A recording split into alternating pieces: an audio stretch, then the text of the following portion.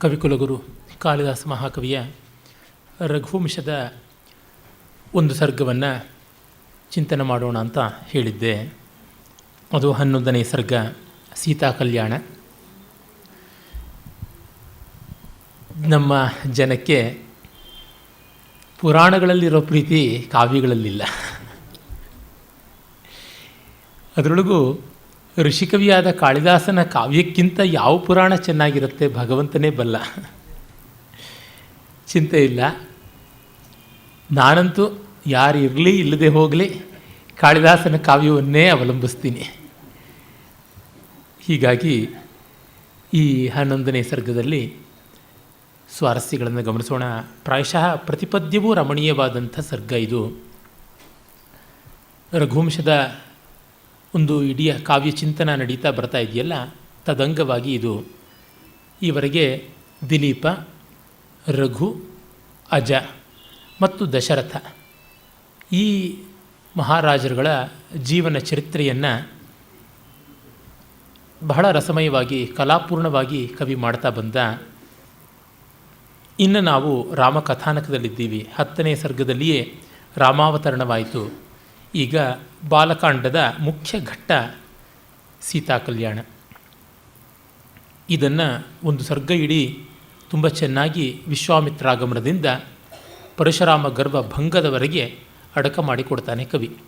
93 ಶ್ಲೋಕಗಳು ಇಲ್ಲಿವೆ ನೋಡಿ. ಬಾಲಕಾಂಡ ಒಂದಕ್ಕೆ ಅವನು 2 ಸರ್ಗಗಳಷ್ಟು ಮೀಸಲಿಟ್ಟುಬಿಡ್ತಾನೆ, 10ನೇ ಸರ್ಗ ಮತ್ತು 11ನೇ ಸರ್ಗ.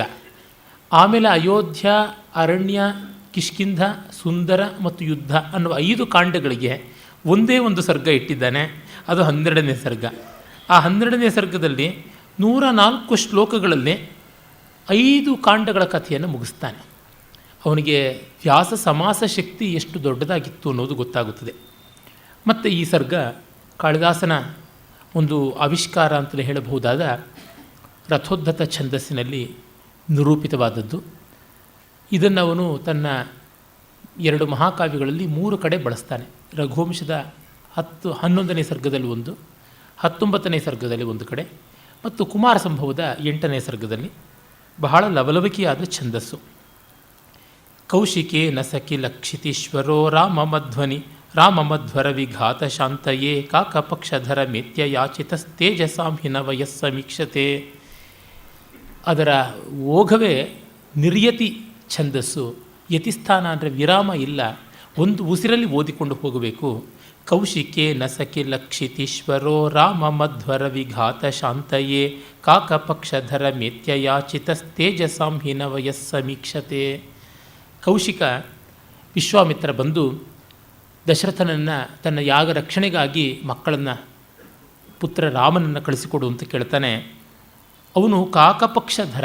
ಕಾಕಪಕ್ಷ ಅಂತಂದರೆ ಗಂಡು ಮಕ್ಕಳಿಗೆ ಇನ್ನೂ ಕೈಶೋರ ವಯಸ್ಸಿನಲ್ಲಿ, ಅಂದರೆ ಯಾವುದನ್ನು ನಾವು ಅಡಾಲಸೆಂಟ್ ಅಂತ ಹೇಳ್ತೀವಿ, ಪೌಗಂಡ ವಯಸ್ಸು ಅಂತಂತೀವಿ, ಟೀನ್ಸ್, ಆ ಒಂದು ಟೀನ್ ಏಜ್ನಲ್ಲಿರ್ತಕ್ಕಂಥವರ ಮುಂಗುರುಳಿನ ಕ್ರಮ ಅದು ಕಾಗೆ ಗರಿ ಆಗಿರುತ್ತೆ ಅಂತ. ತಲೆ ಕೂದಲನ್ನು ಪಕ್ಕಕ್ಕೆ ಬಾಚಿದಾಗ ಆ ರೀತಿ ಕಾಣಿಸುತ್ತದೆ ಅಂತ ಬಹಳ ಪ್ರಸಿದ್ಧವಾಗಿ ಕಾವ್ಯಗಳಲ್ಲಿ ಬರುತ್ತದೆ. ಕಾಳಿದಾಸ ಅನೇಕ ಕಡೆ ಬಳಸ್ತಾನೆ ಈ ಮಾತನ್ನು, ಕಾಕಪಕ್ಷಧರ ಅನ್ನುವಂಥದ್ದು. ಕಾಕಪಕ್ಷ ಅಂದರೆ ಕಾಗೆಯ ರೆಕ್ಕೆ. ಬಾಲಾನಾಂತು ಶಿಖಾ ಪ್ರೋಕ್ತ ಕಾಕಪಕ್ಷ ಶಿಖಂಡಕ ಅಂತ ಹಲಾಯುಧ ಕೋಶವನ್ನು ಮಲ್ಲಿನಾಥ ಉಲ್ಲೇಖ ಮಾಡ್ತಾನೆ. ಅಂದರೆ ಚಿಕ್ಕ ಹುಡುಗನಾಗಿದ್ದರೂ ಸರಿ ಇವನಿಂದ ಧನುಜ ವಧೆ ಆಗುತ್ತದೆ ಎನ್ನುವುದು ವಿಶ್ವಾಮಿತ್ರನ ವಿಶ್ವಾಸ. ಯಾಕೆ?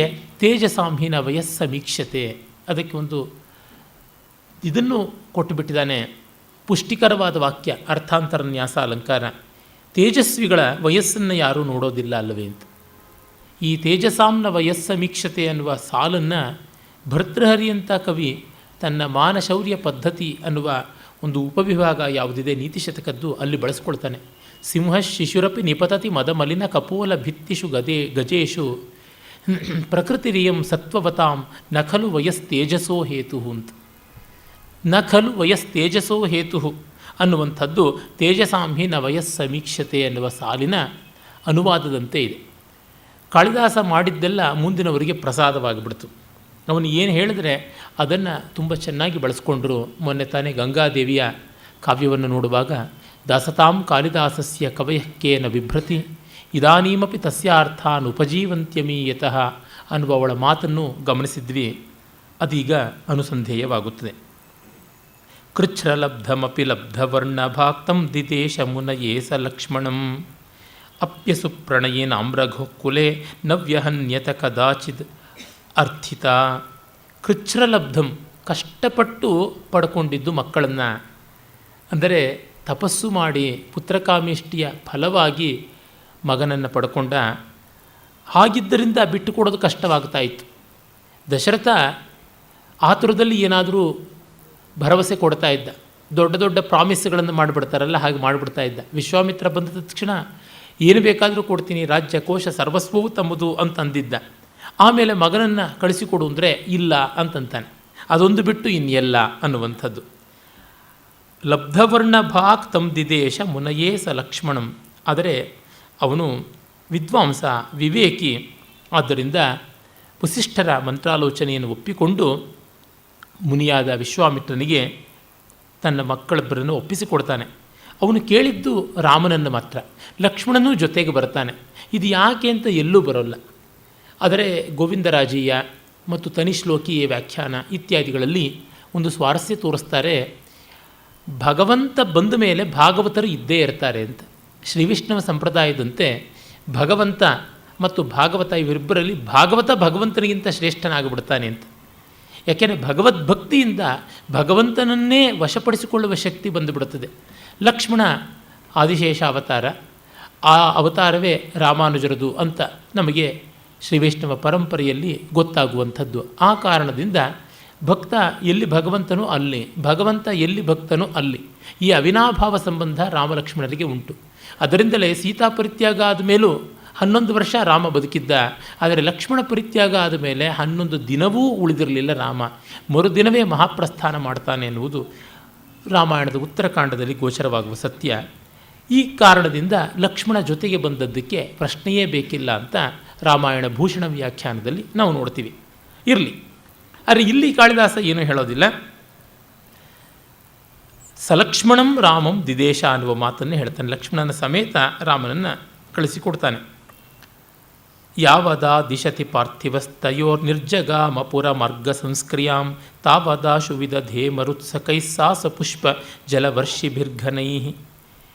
ಯಾವಾಗ ರಾಮ ಲಕ್ಷ್ಮಣರನ್ನು ವಿಶ್ವಾಮಿತ್ರನ ಜೊತೆಗೆ ಕಳಿಸಿಕೊಡೋದಕ್ಕೆ ಒಪ್ಪಿಗೆಯನ್ನು ಕೊಟ್ಟನೋ, ಮತ್ತು ಅವರಿಗೆ ಬೇಕಿದ್ದಂತೆ ಒಂದು ವಿದಾಯ ಹೇಳೋದಕ್ಕೆ ಬೀಳ್ಕೊಡುಗೆ ಸಮಾರಂಭದಂತೆ ನಡೆಯಬೇಕು. ಪುರಮಾರ್ಗ ಸಂಸ್ಕ್ರಿಯಾಂ ಯಾವದಾದಿದೇಶ, ಊರಿನ ರಸ್ತೆಯನ್ನೆಲ್ಲ ಶುಭ್ರ ಮಾಡಿ ಅದಕ್ಕೆ ತಣ್ಣೀರನ್ನು ತಳೆದು ರಂಗವಲ್ಲಿ ಹಾಕಿ ಅಂತ ಹೇಳಿದ್ದಿಲ್ಲವೋ ಅಷ್ಟೇ ಮರುತ್ಸಕೈಹಿ, ಅಂದರೆ ದೇವತೆಗಳಿಂದ ಸಪುಷ್ಪ ಜಲ ವರ್ಷಿಭಿ ಘನೈಹಿ, ಪುಷ್ಪ ಸಹಿತವಾದ ಮಳೆ ಆಕಾಶದಲ್ಲಿ ಸುರಿಯಿತು ಅಂತ.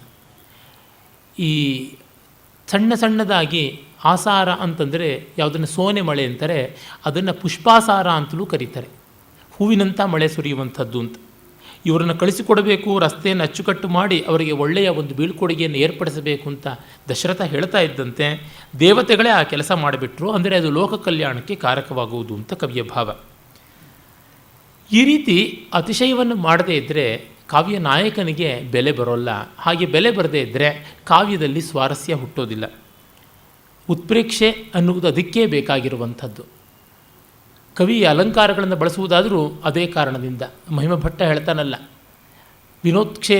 ವಿನೋತ್ಕರ್ಷಾಪಕರ್ಷಾಭ್ಯಾಂ ಸ್ವದಂತೇರ್ಥಾನ ಜಾತುಚಿತ್ ತದರ್ಥಮೇವ ಕವಿಯ ಅಲಂಕಾರಾನ್ ಉಪಾಸತೆ. ಉತ್ಕರ್ಷಾಪಕರ್ಷಗಳು ಇಲ್ಲದೆ ಕಾವ್ಯ ರಚನೆ ಆಗುವಂಥದ್ದೇ ಅಲ್ಲ. ಒಮ್ಮೆ ಹಿಗ್ಗಲಿಸಬೇಕು, ಒಮ್ಮೆ ಕುಗ್ಗಿಸಬೇಕು, ಎಲ್ಲ ಮಾಡಬೇಕು. ತೆಲುಗಿನ ದೊಡ್ಡ ವಿದ್ವತ್ ಕವಿ ಕಾದಂಬರಿಕಾರ ನೋರಿ ನರಸಿಂಹಶಾಸ್ತ್ರಿಗಳು ರುದ್ರಮದೇವಿ ಅಂತ ಒಂದು ಬಹಳ ಒಳ್ಳೆಯ ಕಾದಂಬರಿ ಬರೆದಿದ್ದಾರೆ. ಅವರು ತೆಲುಗಿನ ಕವಿಗಳನ್ನು ಆಶ್ರಯಿಸಿಯೇ 6 ಕಾದಂಬರಿ ಬರೆದರು. 3 ಕಾದಂಬರಿಗಳನ್ನು ತೆಲುಗಿನ ಮಹಾಭಾರತ ರಚನೆ ಮಾಡಿದ ಕವಿತ್ರಯ ಅಂತ ಪ್ರಸಿದ್ಧರಾದ ನನ್ನಯ್ಯ, ತಿಕ್ಕನ, ಎರ್ರನ ಅವರ ಬಗ್ಗೆ ಬರೆದರು. ಅದರೊಳಗೆ 2ನೇದು ರುದ್ರಮದೇವಿ. ಆಕೆ ಕಾಕತೀಯ ಮಹಾರಾಜ್ಞಿ. ಅವಳು ಗಣಪತಿ ದೇವನ ಮಗಳು. ಪ್ರತಾಪರುದ್ರದೇವ ಅಂತ ಹೆಸರಾದ ಯಾವ ರಾಜ ಇದ್ದ ಅವನ ಅಜ್ಜಿ ಮತ್ತು ಅವನನ್ನು ದತ್ತಕಕ್ಕೆ ತೆಗೆದುಕೊಂಡವಳು. ಅವಳ ಬದುಕಿನ ಹಿನ್ನೆಲೆಯಲ್ಲಿ ಆಂಧ್ರ ಮಹಾಭಾರತ ಹೇಗೆ ರೂಪುಗೊಳ್ಳುತ್ತುಂಬುದನ್ನು ತುಂಬ ಚೆನ್ನಾಗಿ ಬರೆದಿದ್ದಾರೆ. ಕನ್ನಡದ ದೊಡ್ಡ ವಿದ್ವಾಂಸರು, ತೆಲುಗನ್ನು ಬಲ್ಲವರಾಗಿದ್ದ ಪ್ರೊಫೆಸರ್ ಕೆ ವೆಂಕಟರಾಮಪ್ಪನವರು ಅದನ್ನು ಬಹಳ ಸುಂದರವಾಗಿ ಕನ್ನಡಕ್ಕೆ ಅನುವಾದ ಕೂಡ ಮಾಡಿದ್ದಾರೆ. ಸಾಹಿತ್ಯ ಅಕಾಡೆಮಿಯೇ ಅದನ್ನು ಪ್ರಕಟ ಕೂಡ ಮಾಡಿದೆ.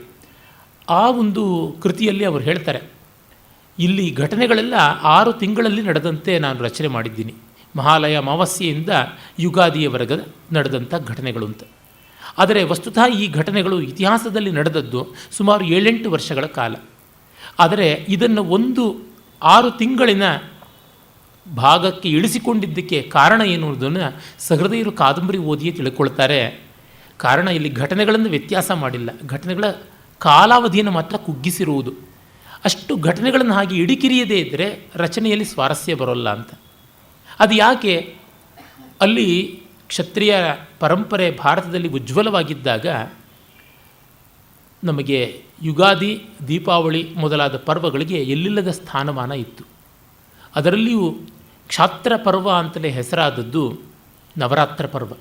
ಆ ನವರಾತ್ರ ಪರ್ವದಲ್ಲಿ, ಶರನ್ನವರಾತ್ರ ಪರ್ವದಲ್ಲಿ 10 ದಿವಸಗಳಲ್ಲಿ ಭಗವತಿಯ ಆರಾಧನೆ ಮಾಡ್ತಾರೆ.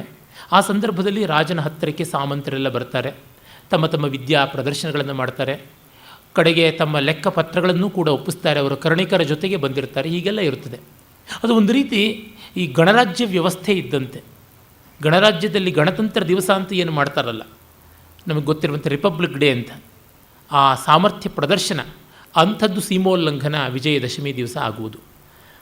ಹಾಗೆ ಅಂದು ರಾಜನ ಮುಂದೆ ಅವರು ದೇಶದ ಕಂಟಕಿಗಳನ್ನೆಲ್ಲ ನಾವು ದಂಡನ ಮಾಡ್ತೀವಿ, ಅವರುಗಳಿಗೆ ಯುಕ್ತವಾದಂಥ ಪ್ರತಿಕಾರವನ್ನು ಮಾಡ್ತೀವಿ, ತನ್ಮೂಲಕ ದೇಶದ ಐಕಮತ್ಯವನ್ನು ಕಾಪಾಡ್ತೀವಿ, ದೇಶದ ಸುಭದ್ರತೆಯನ್ನು ಕಾಪಾಡ್ತೀವಿ ಅಂತೆಲ್ಲ ಪ್ರತಿಜ್ಞೆ ಮಾಡ್ತಾರೆ. ಅದನ್ನು ಮುಂದೆ ವಸಂತ ನವರಾತ್ರದ ಹೊತ್ತಿಗೆ ಈಡೇರಿಸಬೇಕು ಅಂತ ವಿಜಯದಶಮಿ ದಿವಸ ಸೀಮೋಲ್ಲಂಘನ ಅಂತ ಮಾಡಿ, ಅಂದರೆ ಗಡಿ ದಾಟುವುದು ಅಂದರೆ ಏನು, ನಮ್ಮ ಎಲ್ಲೆಗಳನ್ನು ವಿಸ್ತರಿಸಿಕೊಳ್ಳುವುದು, ನಮ್ಮ ಮಿತಿಯನ್ನು ಮೀರುವುದು ಅಂತ ಅರ್ಥ. ನಿರಂತರವಾಗಿ ವಿಕಾಸಶೀಲವಾಗಬೇಕು, ಅಭಿವೃದ್ಧಿಶೀಲವಾಗಬೇಕು ಒಂದು ದೇಶ ಅಂತ. ನಮ್ಮ ಪ್ರಾಚೀನರಲ್ಲಿ ಆ ಕಲ್ಪನೆ ತುಂಬ ಚೆನ್ನಾಗಿ ಅನುಷ್ಠಾನದಲ್ಲಿ ಕೂಡ ಇತ್ತು. ಆಮೇಲೆ ಒಂದು ಮಟ್ಟದ ನಿರ್ವೀರ್ಯತೆ ಬಂತು. ಅವರು ಆನೆಯನ್ನು, ಕುದುರೆಯನ್ನು, ರಥವನ್ನು ಹತ್ತಿಕೊಂಡು ಪೂರ್ವ ಅಥವಾ ಉತ್ತರ ದಿಕ್ಕನ್ನು ಹಿಡಿದು ಹೋಗುವಂಥದ್ದು ರೂಢಿ. ಊರಿಂದ ಆಚೆಗೆ ಮೆರವಣಿಗೆ ಹೋಗಬೇಕು. ಅಲ್ಲಿ ಬನ್ನಿಯ ಮರ ಅಂದರೆ ಶಮಿ ವೃಕ್ಷ ಎಲ್ಲಿರುತ್ತದೆ ಅಲ್ಲಿಗೆ ಹೋಗಬೇಕು. ಆ ಶಮಿ ವೃಕ್ಷದಲ್ಲಿ ಅದರ ಕೊಂಬೆ ರೆಂಬೆಗಳಿಗೆ ಬೇರೆ ಬೇರೆ ಬೇರೆ ಬೇರೆ ಪತ್ರಗಳನ್ನು ಕಟ್ಟಿರ್ತಾರೆ, ಚೀಟಿ ತರಹ, ಬಟ್ಟೆಯ ಪೇಲಿಕೆಗಳು, ತುಂಡು. ಅದರೊಳಗೆ ಅವರು ಮಾಡಬೇಕಾದ ಕೆಲಸ ಏನಿದೆ ಅವುಗಳನ್ನು ಬರೆದಿರ್ತಾರೆ. ಇಂಥ ಕೊಬ್ಬಿದ ಬಂಡುಗಾರನನ್ನು ಕೊಲ್ಲಬೇಕು ಅಥವಾ ಅವನಿಗೆ ದಂಡನೆ ಕೊಡಬೇಕು, ಇಲ್ಲ ಗಡಿಯ ಈ ರೀತಿಯಾದ ಸುಭದ್ರತಾ ವ್ಯವಸ್ಥೆ ಮಾಡಬೇಕು, ಹೀಗೀಗೆ ಎಲ್ಲ ಬರೆದಿರುವುದುಂಟು. ಅದನ್ನು ಅವರು ಹೋಗಿ ತಾವು ಬಾಣಗಳನ್ನು ಬಿಟ್ಟು ಅರ್ಧಚಂದ್ರಾಕಾರ ಬಾಣಗಳನ್ನು ಬಿಡಬೇಕು.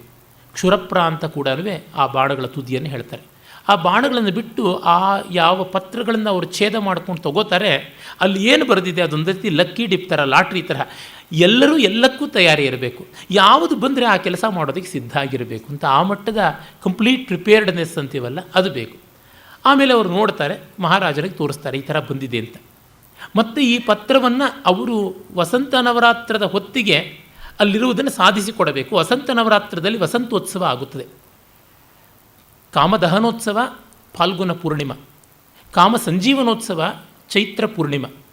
ಆ ಚೈತ್ರ ಪೂರ್ಣಿಮೆಯ ಹೊತ್ತಿಗೆ ಕಾಮ ಸಂಜೀವನ ಸಮುತ್ಸಾಹದ ಒಟ್ಟಿಗೆ ಆ ಒಂದು ಬುಕ್ಕಿ ಹಿಟ್ಟು ಅಂತಂತೀವಲ್ಲ, ಈ ಬಣ್ಣದ ಪುಡಿಯನ್ನು ಎರಚಿಕೊಂಡು ಬರುವಂಥದ್ದು, ಅಥವಾ ವಸಂತೋತ್ಸವ ಅಂತ ಯಾವ ವಸಂತದ ನೀರನ್ನು ತಳಿತಾರೆ, ಬಣ್ಣದ ನೀರನ್ನು, ಅವುಗಳ ಜೊತೆಯಲ್ಲಿ ಅದನ್ನು ತಂದು ಮಹಾರಾಜನ ಮುಂದೆ ಇಡಬೇಕು. ನಾವು ವಿಜಯವನ್ನು ಸಾಧಿಸಿದ್ದೀವಿ, ಎಲ್ಲ ಒಪ್ಪಿಸಿದ ಕೆಲಸ ಮಾಡಿದ್ದೀವಿ ಅಂತ. ಇದನ್ನು ನೋಡಿ ನರಸಿಂಹಶಾಸ್ತ್ರಿಗಳು ಅಳತೆಯಾಗಿಟ್ಟುಕೊಂಡು 6 ತಿಂಗಳಲ್ಲಿ ಅವರೆಲ್ಲ ಸಾಧಿಸಿದಂತೆ ಮಾಡ್ತಾರೆ. ಅವನು ಕೊಲ್ಲನಿ ರುದ್ರ ಇರ್ಬೋದು, ಅನ್ನಮಂತ್ರೀಶ್ವರ ಇರ್ಬೋದು, ಅಂಬದೇವ ಇರ್ಬೋದು, ಜನ್ನಿಗದೇವ ಇರ್ಬೋದು, ತ್ರಿಪುರಾಂತಕ ಇರ್ಬೋದು, ನನ್ನೆಚೋಡ ಇರಬಹುದು, ಇವರೆಲ್ಲ ಸೇನಾಪತಿಗಳು, ಸಾಮಂತರು ದೇಶಕ್ಕೆ ಯಾವ ರೀತಿ ಸುವ್ಯವಸ್ಥೆಯನ್ನು ತಂದರು ಅಂತ ತುಂಬ ಅದ್ಭುತವಾದ ಕಲಾವಂತಿಕೆಯಿಂದ ಕೂಡಿರುವಂಥ ಕಾದಂಬರಿಯನ್ನು ಅವರು ಬರೆದಿದ್ದಾರೆ. ಇತಿಹಾಸವನ್ನು ಬಹಳ ಚೆನ್ನಾಗಿ ಆ ಕಾಲದ ನಕ್ಷತ್ರ ದಿನ ವಾರಗಳ ಮೊದಲುಗೊಂಡು ಪಂಚಾಂಗವನ್ನು ಅವರ ಲೆಕ್ಕ ಪತ್ರಗಳಿಂದ ಪರಿಶೋಧನೆ ಮಾಡಿ ಬರೆದಿದ್ದಾರೆ. ಕನ್ನಡದಲ್ಲಿ ಆ ಮಟ್ಟದ ಒಂದು ಕಲ್ಪನೆಯ ಇತಿಹಾಸದ ಕಾದಂಬರಿಗಳು ಇಲ್ಲ ಅಂತ ಹೇಳಬೇಕು. ಪುಣ್ಯವಶಾತ್ ನಮ್ಮ ಎಸ್.ಎಲ್. ಭೈರಪ್ಪನವರ ಆವರಣದಲ್ಲಿ, ಸಾರ್ಥದಲ್ಲಿ ಆ ಮಟ್ಟದ ಒಂದು ಸಾಂಸ್ಕೃತಿಕ ಚಿತ್ರಣ ಬರ್ತದೆ. ಆದರೆ ಕೆಲವಂಶಗಳಿಂದ ನೋರಿ ನರಸಿಂಹಶಾಸ್ತ್ರಿ ಅವ್ರದ್ದು ಇನ್ನೂ ಫಸ್ಟ್ ಹ್ಯಾಂಡ್. ಅವರು ಇವರಿಗಿಂತ ಇನ್ನೂ ಹೆಚ್ಚಿನ ಸಂಸ್ಕೃತಾದಿ ಶಾಸ್ತ್ರಗಳಲ್ಲಿ ವೈದುಷ್ಯವನ್ನು ಹೊಂದಿದವರು, ಅದನ್ನೆಲ್ಲವನ್ನು ಜೀವನ ಕ್ರಮವಾಗಿ ಅನುಷ್ಠಾನ ಮಾಡಿಕೊಂಡು ಬಂದವರು, ಇನ್ನೂ ಫಸ್ಟ್ ಹ್ಯಾಂಡ್ ರೈಟಿಂಗ್. ಅವರ ಬರವಣಿಗೆಗಳಿಗೆ, ಆ ವಿವರಗಳಿಗೆ ಒಂದು ಸಂವಾದಿ ಅಂತ ಹೇಳಬಹುದಾದರೆ ಬೇರೆ ಜಾಡಲ್ದರು ನಮ್ಮ ದೇವರು ನರಸಿಂಹಶಾಸ್ತ್ರಿಗಳ ಪೌರಾಣಿಕ ಕಾದಂಬರಿ. ಹಾಗೆ ಹಿಂದಿಯಲ್ಲಿ ದೊಡ್ಡ ವಿದ್ವಾಂಸರಾಗಿದ್ದ ಹಜಾರಿ ಪ್ರಸಾದ್ ದ್ವಿವೇದಿಯವರ ಕಾದಂಬರಿಗಳು. ಇವರಿಗಿಂತ ವ್ಯತಿರಿಕ್ತವಾದ ಜಾಡಾಗಿದ್ದರೂ ತುಂಬ ವಿದ್ವಾಂಸರಾಗಿದ್ದ ರಾಹುಲ ಸಾಂಕೃತ್ಯಾಯನರ ಕಾದಂಬರಿಗಳು. ಈ ಮಟ್ಟದ ವಿದ್ವತ್ತೆ ಕಾಳಿದಾಸನಲ್ಲಿ ಆ ತರಹ ಉತ್ಪ್ರೇಕ್ಷೆಯನ್ನು ಮಾಡಿ, ಅತಿಶಯೋಕ್ತಿಗಳನ್ನು ಮಾಡಿ, ಸಂದರ್ಭ ರಮಣೀಯತೆಯನ್ನು ಉಂಟು ಮಾಡುವುದು ಅವನ ಉದ್ದೇಶ. ಅದನ್ನು ಕೈಗೊಂಡಿದ್ದಾನೆ. ಆಮೇಲೆ ಅಲ್ಲಿ ಅವರು ಬರ್ತಾ ಇದ್ದಂತೆ ತಂದೆಗೆ ವಿಯೋಗ, ಆ ವಿಯೋಗದ ದುಃಖ. ತೌ ನಿದೇಶಕರಣೋದ್ಯತೌ ಪಿತುರ್ಧನ್ವಿನೌ ಚರಣಯೋರ್ನಿಪೇತತು ಭೂಪತೇರಪಿತಯೋ ಪ್ರವತ್ಸ್ಯತೋ ನಮ್ರಯೋರುಪರಿ ಬಾಷ್ಪಬಿಂದವ. ಅವರಿಬ್ಬರು ಹೊರಟಾಗ ತಂದೆಯ ಕಾಲಿಗೆ ಅವರು ಬಿದ್ದರು. ತಂದೆಯ ಕಣ್ಣೀರು ಅವರ ತಲೆಯ ಮೇಲೆ ಬಿತ್ತು ಅಂತ. ಕಾಳಿದಾಸ ಇದನ್ನು ಭಾಸನಿಂದ ತೆಗೆದುಕೊಂಡ ಅಂತ ಕೆಲವರು ಹೇಳ್ತಾರೆ. ಭಾಸನ ಪ್ರತಿಮಾ ನಾಟಕದಲ್ಲಿ ಮೊದಲನೇ ಅಂಕದಲ್ಲಿಯೇ ಬರುತ್ತದೆ ರಾಮನಿಗೆ ಪಟ್ಟಾಭಿಷೇಕ ಅನ್ನುವ ವಾರ್ತೆ ಕೇಳುವುದು. ರಾಮನಿಗೆ ಅದು ಗೊತ್ತಾಗಿ ದಶರಥನ ಕಾಲಿಗೆ ಬಿದ್ದಾಗ ದಶರಥನ ಕಣ್ಣೀರಿನಿಂದಲೇ ಪಟ್ಟಾಭಿಷೇಕದ ಅಭಿಷೇಕ ಜಲ ಆಯಿತು, ಬಿದ್ದಂತೆ ಆಯಿತು ಅಂತ ಹೇಳುವಂಥದ್ದು. ಆದರೆ ಈಚಿನ ವಿದ್ವಾಂಸರು NP ಉನ್ನಿ ಮೊದಲಾದವರೆಲ್ಲ ಪ್ರತಿಮಾ ನಾಟಕಾದಿಗಳು ಯಾವುದೂ ಭಾಸವಿರಚಿತವಲ್ಲ, ಅದೆಲ್ಲ ಕೇರಳದ ಚಾಕ್ಯಾರರುಗಳ ನಿರ್ಮಾಣ ಅಂತಂತಾರೆ. ಹೀಗಾಗಿ ಕಾಳಿದಾಸನ ಅನನ್ಯವಾದ ರಚನಾ ಸಿದ್ಧಿ ಸ್ಥಾಪಿತವಾಗುತ್ತದೆ ಅಂತ. ಆದರೆ ಕಾಳಿದಾಸನ ಸಮಕಾಲೀನ ಶಾಸನಗಳು, ಅಂದರೆ ಸಮುದ್ರಗುಪ್ತನ ಶಾಸನ, ಪ್ರಯಾಗದ ಅಲಹಾಬಾದ್ ಶಾಸನ ಅಂತ ಕರೀತಾರೆ, ಹರಿಶೇಣ ಬರೆದಂಥ ಸಮುದ್ರಗುಪ್ತರ ದಿಗ್ವಿಜಯದ ಶಾಸನ ಹೊಂದಿದೆ. ಆ ಶಾಸನದ ಕೆಲವು ಭಾಗ ತ್ರುಟಿತವಾಗಿದೆ. ಆ ಶಾಸನದಲ್ಲಿ ಒಂದು ಕಡೆಗೆ ಬರುತ್ತೆ, ಮೊದಲನೆಯ ಚಂದ್ರಗುಪ್ತ ವಿಕ್ರಮಾದಿತ್ಯನ ಮಗನೇ ಸಮುದ್ರಗುಪ್ತ ಹಲವರು ಮಕ್ಕಳಿರುವಾಗ ಇವನನ್ನು ಯೋಗ್ಯ ಅಂತ ಭಾವಿಸಿ ಇವನಿಗೆ ಪಟ್ಟವನ್ನು ಕಟ್ತಾನೆ. ಪಟ್ಟ ಕಟ್ಟಿದ ಮೇಲೆ ಅವನು ಬಹಳ ಒಳ್ಳೆಯ ರೀತಿಯಲ್ಲಿ ಮುಂದೆ ಬರ್ತಾನೆ. ಇವನು ಲಿಚ್ಛವಿಗಳ ಕುಮಾರಿಯನ್ನು ಮದುವೆ ಆದವನು, ನಮ್ಮ ಚಂದ್ರಗುಪ್ತ ವಿಕ್ರಮಾದಿತ್ಯ ಮೊದಲನೇವನು. ಹಾಗಾಗಿ ಲಿಚ್ಛವಿ ಪುತ್ರ ಅಂತಲೇ ಹೆಸರಾದವನು ಸಮುದ್ರಗುಪ್ತ. ಆ ಸಮುದ್ರಗುಪ್ತನ ವಿಜಯ ವೈಭವ ಎಲ್ಲ ಹರಿಶೇಣ ಕಾವ್ಯಾತ್ಮಕವಾಗಿ ವರ್ಣಿಸ್ತಾನೆ. ಅಲ್ಲಿ ಹೀಗೆ ಚಂದ್ರಗುಪ್ತನ ಕಾಲಿಗೆ ಬೀಳ್ತಾ ಇದ್ದಂತೆ ಸಮುದ್ರಗುಪ್ತನ ಮೇಲೆ ಚಂದ್ರಗುಪ್ತನ ಆನಂದ ಬಾಷ್ಪ ಬಿತ್ತು, ಅದು ಅಭಿಷೇಕೋದಕದಂತೆ ಇತ್ತು ಅನ್ನುವ ಮಾತು ಬರುತ್ತದೆ. ಕಾಳಿದಾಸ ಸಮಕಾಲೀನ ಸಾಹಿತ್ಯದಿಂದಲೂ ಪ್ರೇರಣೆ ಪಡೆದಿರಬಹುದು, ಪ್ರತಿಮಾ ನಾಟಕ ಭಾಸೀಯವೇ ಆಗಿದ್ದಲ್ಲಿ ಅಲ್ಲಿಂದಲೂ ಪ್ರೇರಣೆ ಪಡೆದಿರಬಹುದು. ಒಟ್ಟಿನಲ್ಲಿ ಪೂರ್ವಸೂರಿಗಳನ್ನು ಅವಲಂಬಿಸುವುದು ತಪ್ಪೇನೂ ಅಲ್ಲ. ಅಪೂರ್ವ ಸೂರಿಯಾಗೋದಕ್ಕೆ ಪೂರ್ವಸೂರಿಗಳು ಮೊದಲು ಬೇಕೇ ಬೇಕು.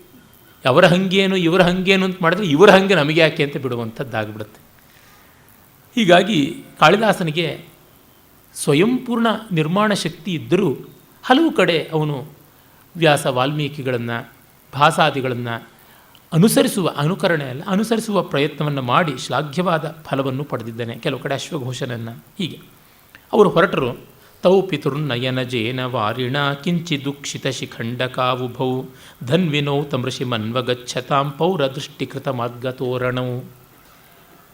ಅವರ ತಲೆಗೂದಲ ಮೇಲೆ ಇನ್ನೂ ತಂದೆಯ ಆ ದುಃಖ ಬಾಷ್ಪದ ಹನಿಗಳು ಇದ್ದವು. ಹಾಗೆ ಅವರು ಹೊರಟಾಗ ಇರ್ಕೆಲದಲ್ಲಿ ತೋರಣ ಕಟ್ಟೋದಕ್ಕೆ ಸಮಯ ಇರಲಿಲ್ಲ. ಅವಸರದಲ್ಲಿ ವಿಶ್ವಾಮಿತ್ರ ಬಂದ, ಅವಸರದಿಂದ ಹೊರಟ. ಅವಸರ ಅಂದರೆ ಕನ್ನಡದ ಅವಸರ, ಸಂಸ್ಕೃತದ ಅವಸರ ಅಲ್ಲ. ಆದರೆ ಅವನು ಬಂದಿದ್ದ ಅವಸರಕ್ಕಾಗಿ. ಅವಸರ ಅಂದರೆ ಸಂಸ್ಕೃತದಲ್ಲಿ ಅವಶ್ಯಕತೆ ಅಂತ, ನೀಡ್. ತನ್ನ ಯಜ್ಞ ಸಂರಕ್ಷಣೆಯ ಅವಶ್ಯಕತೆಯಿಂದ ಬಂದ, ಸರಸರನೇ ಹೊರಟ. ಹಾಗಾಗಿ ಇವರಿಗೆ ವಿಧಿವತ್ತಾದಂಥ ವಿದಾಯವನ್ನು ಕೊಡೋಕ್ಕಾಗಲಿಲ್ಲ. ಹೊರಟರು. ಅಕ್ಕಪಕ್ಕ ತೋರಣ ಕಟ್ಟಬೇಕು. ಆದರೆ ಊರಿನ ಜನರೆಲ್ಲ ನಿಂತು ನೋಡಿ ಬೀಳ್ಕೊಡುವಾಗ ಅವರ ತುಂಬಿ ಬಂದ ಕಣ್ಣುಗಳೇನೆ ಕಮಲಗಳಂತೆ ಕಾಣಿಸಿ ಪೌರ ದೃಷ್ಟಿಕೃತ ಮಾರ್ಗ ತೋರಣವು ಅಂತ. ಅವರ ಕಣ್ಣಾವರಗಳೇನೆ ಸಾಲಿಗೆ ಕಟ್ಟಿರ್ತಕ್ಕಂಥ ತೋರಣಗಳಾದವು ಅಂತ. ಈ ರೀತಿಯಾದ ಕಲ್ಪನೆ ಕಾಳಿದಾಸಂದು ತುಂಬ ತುಂಬ ಒರಿಜಿನಲ್ ಆದದ್ದು.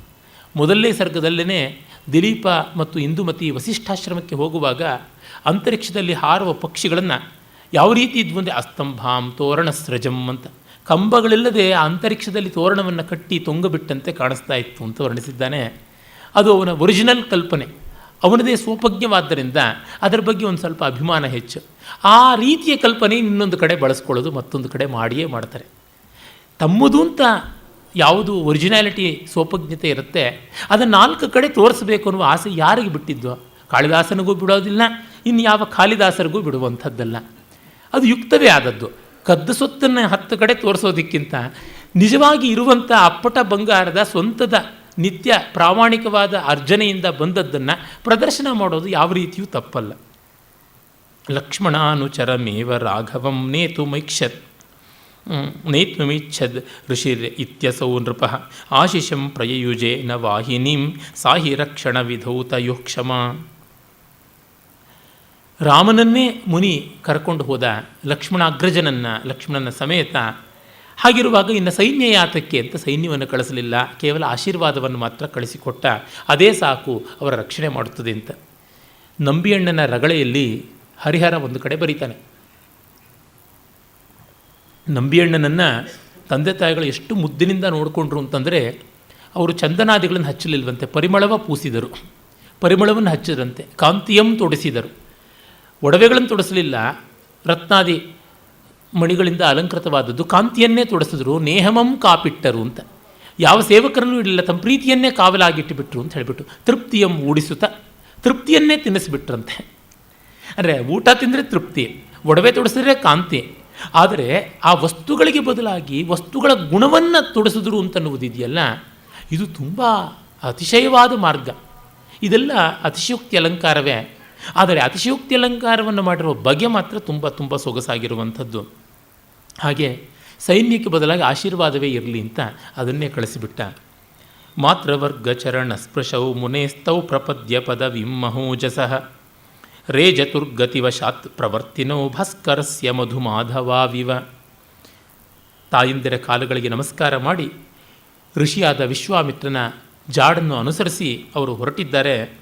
ಹೊರಟರೆ ಹೇಗಿತ್ತು ಅಂದರೆ ಸೂರ್ಯನನ್ನು ಹಿಂಬಾಲಿಸಿ ಬರುವ ಮಧುಮಾಧವ ಮಾಸಗಳಂತೆ ಅಂತ. ಮಧು ಅಂದರೆ ಚೈತ್ರ, ಮಾಧವ ಅಂದರೆ ವೈಶಾಖ. ಮೊನ್ನೆಯಷ್ಟೇ ಮುಗಿಸಿದ್ವಿ ಎರಡನ್ನು, ವಸಂತ ಮುಗಿಯಿತು ಅಂತ. ಈಗ ಲೆಕ್ಕಕ್ಕೆ ಗ್ರೀಷ್ಮವೂ ಮುಗಿದು ವರ್ಷಾಕಾಲ ಬಂದಿದೆ. ಇರಲಿ, ಅದು ಪಂಚಾಂಗ ವಿಪರ್ಯಯ.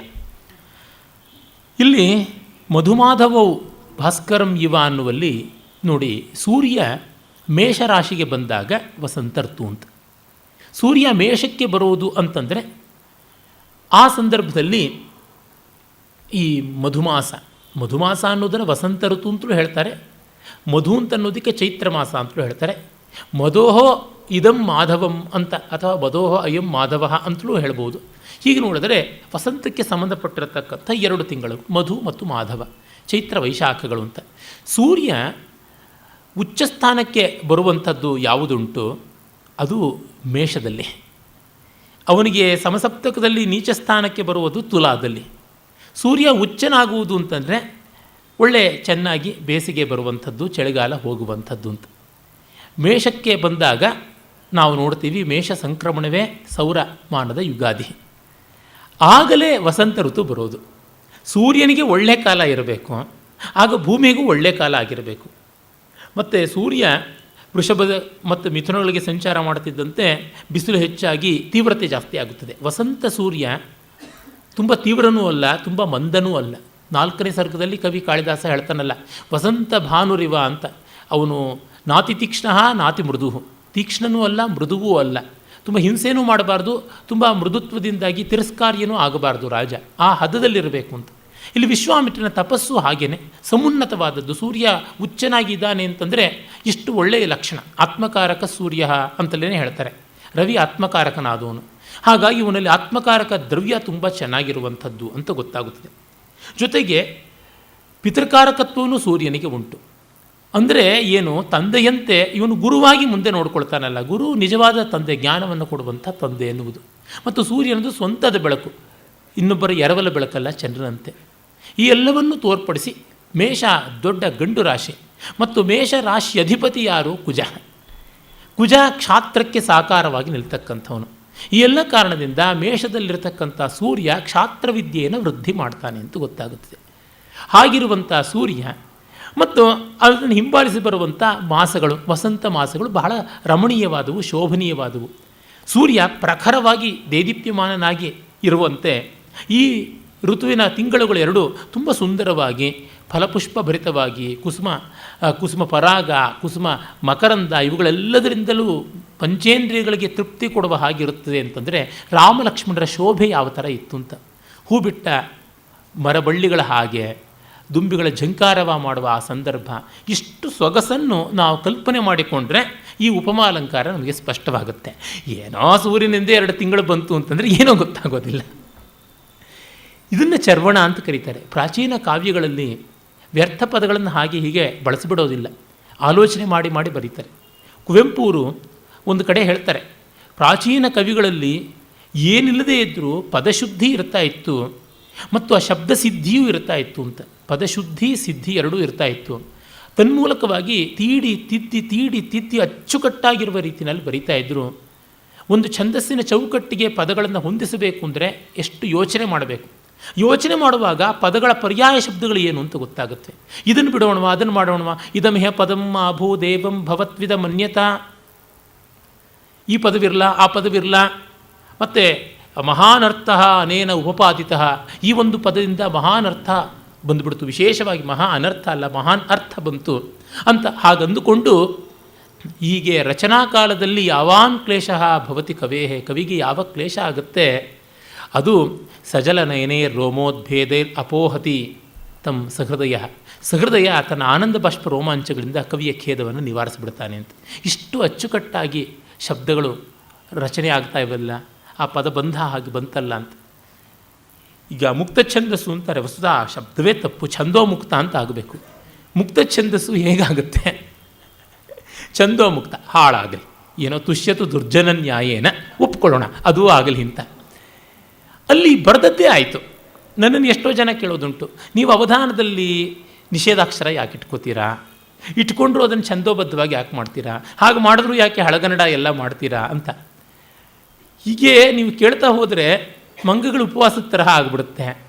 ಈ ಹೂವಿಗೆ ಈ ದಳ ಬೇಕೆ, ಈ ಗುಲಾಬಿಯನ್ನು ನೀಟಾಗಿ ಮಾಡಬೇಕು ಅಂತ ಹೇಳ್ಬಿಟ್ಟಿದನುವೆ, ಈ ಸುತ್ತಿನ ದಳ ಕಿತ್ತಾಕೋಣ, ಈ ಸುತ್ತಿನ ದಳ ಕಿತ್ತಾಕೋಣ ಅಂದರೆ ಕಡೆಗೆ ಮುಳ್ಳು ಮಾತ್ರ ಉಳಿಯುತ್ತೆ, ಮುಳ್ಳಿನ ಕಡ್ಡಿ ಒಂದು ಉಳಿಯುತ್ತೆ, ಅದು ಗುಲಾಬಿ ಅಲ್ಲ, ಈ ಲಾಬಿ ಮಾಡಿಬಿಟ್ರೆ ಆಗೋದಷ್ಟೇ. ಹಾಗಾಗಿ ಅದನ್ನು ಉಳಿಸ್ಕೊಳ್ಬೇಕು, ಅಷ್ಟು ಉಳಿಸ್ಕೊಳ್ಬೇಕು. ಇಲ್ಲದೇ ನಿಷೇಧಾಕ್ಷರದಲ್ಲಿ ಒಂದು ಸಾಲು ಅಂತಂದರೆ 1-2 ಪದ ಹೇಳ್ತಾ ಇದ್ದಂತೆಯೇ 3-4 ಮಾತ್ರೆ ಆಗಿರೋಕ್ಕಿಲ್ಲ, ಮುಗೀತು ಸಾಲು. ನನ್ನ ಛಂದಸ್ಸು ಅಷ್ಟೇನೇ ರೀ, ಮೊದಲನೇ ಸಾಲಿಗೆ ಅಷ್ಟೇ ಮುಗೀತು. ಇವರು ಬರೀತಾರಲ್ಲ ಎ.ಕೆ. ರಾಮಾನುಜನ್ನವರು, ಹೊಕ್ಕುಳಲ್ಲಿ ಹೂವಿಲ್ಲ ಕುಂಟೆ ಬಿಲ್ಲ, ಈ ಥರ ಕವಿತೆಗಳು. ಅಂದರೆ ಆ ಕವಿತೆಗಳಲ್ಲಿ ಅಕ್ಷರ ಎಷ್ಟಿದೆ ಅಂತ ಹುಡುಕಬೇಕು, ಪದ ಎಷ್ಟು ಅಂತಲ್ಲ. ಕಮಾನಾಗಿ ಸತ್ತು ಬಿತ್ತು ಅನ್ನೋದು ಕ-ಮ-ನ ಅಂತ ಕಮಾನಿನ ಆಕಾರದಲ್ಲಿ ಬರೀತಾರೆ. ಸತ್ತು ಬಿತ್ತು ಅನ್ನೋದನ್ನು ಒಂದೊಂದು ಸಾಲಿಗೆ ಒಂದೊಂದು ಅಕ್ಷರ ಬರೀತಾರೆ. ಒಂದು ಅಕ್ಷರಕ್ಕೇ ಸಾಲು ಮುಗಿದೋಯ್ತು ಅಂತಂದರೆ ನಿಷೇಧಾಕ್ಷರ ಯಾತಕ್ಕೆ ಬೇಕು, ಯಾವ ಅಕ್ಷರ ಬೇಕಾದರೂ ಮಾಡ್ಬೋದು. ಕನ್ಸ್ಟ್ರೈಂಟ್ಸ್ ಜಾಸ್ತಿ ಇಲ್ಲದೇ ಇದ್ದರೆ ವಿನೋದ ಎಲ್ಲಿರುತ್ತೆ. ಯಾರೋ ತಂತಿ ಮೇಲೆ ನಡೀತಾರೆ ಏನ್ರಂತೆ, ಬನ್ನಿ ನೋಡೋಕ್ಕೆ ಹೋಗೋಣ ಅಂತ. ತಂತಿ ಮೇಲೆ ನಡೆದ್ರು, ಹೌದು, ತಂತಿ ನೆಲದ ಮೇಲೆ ಇಟ್ಟಿದ್ರು.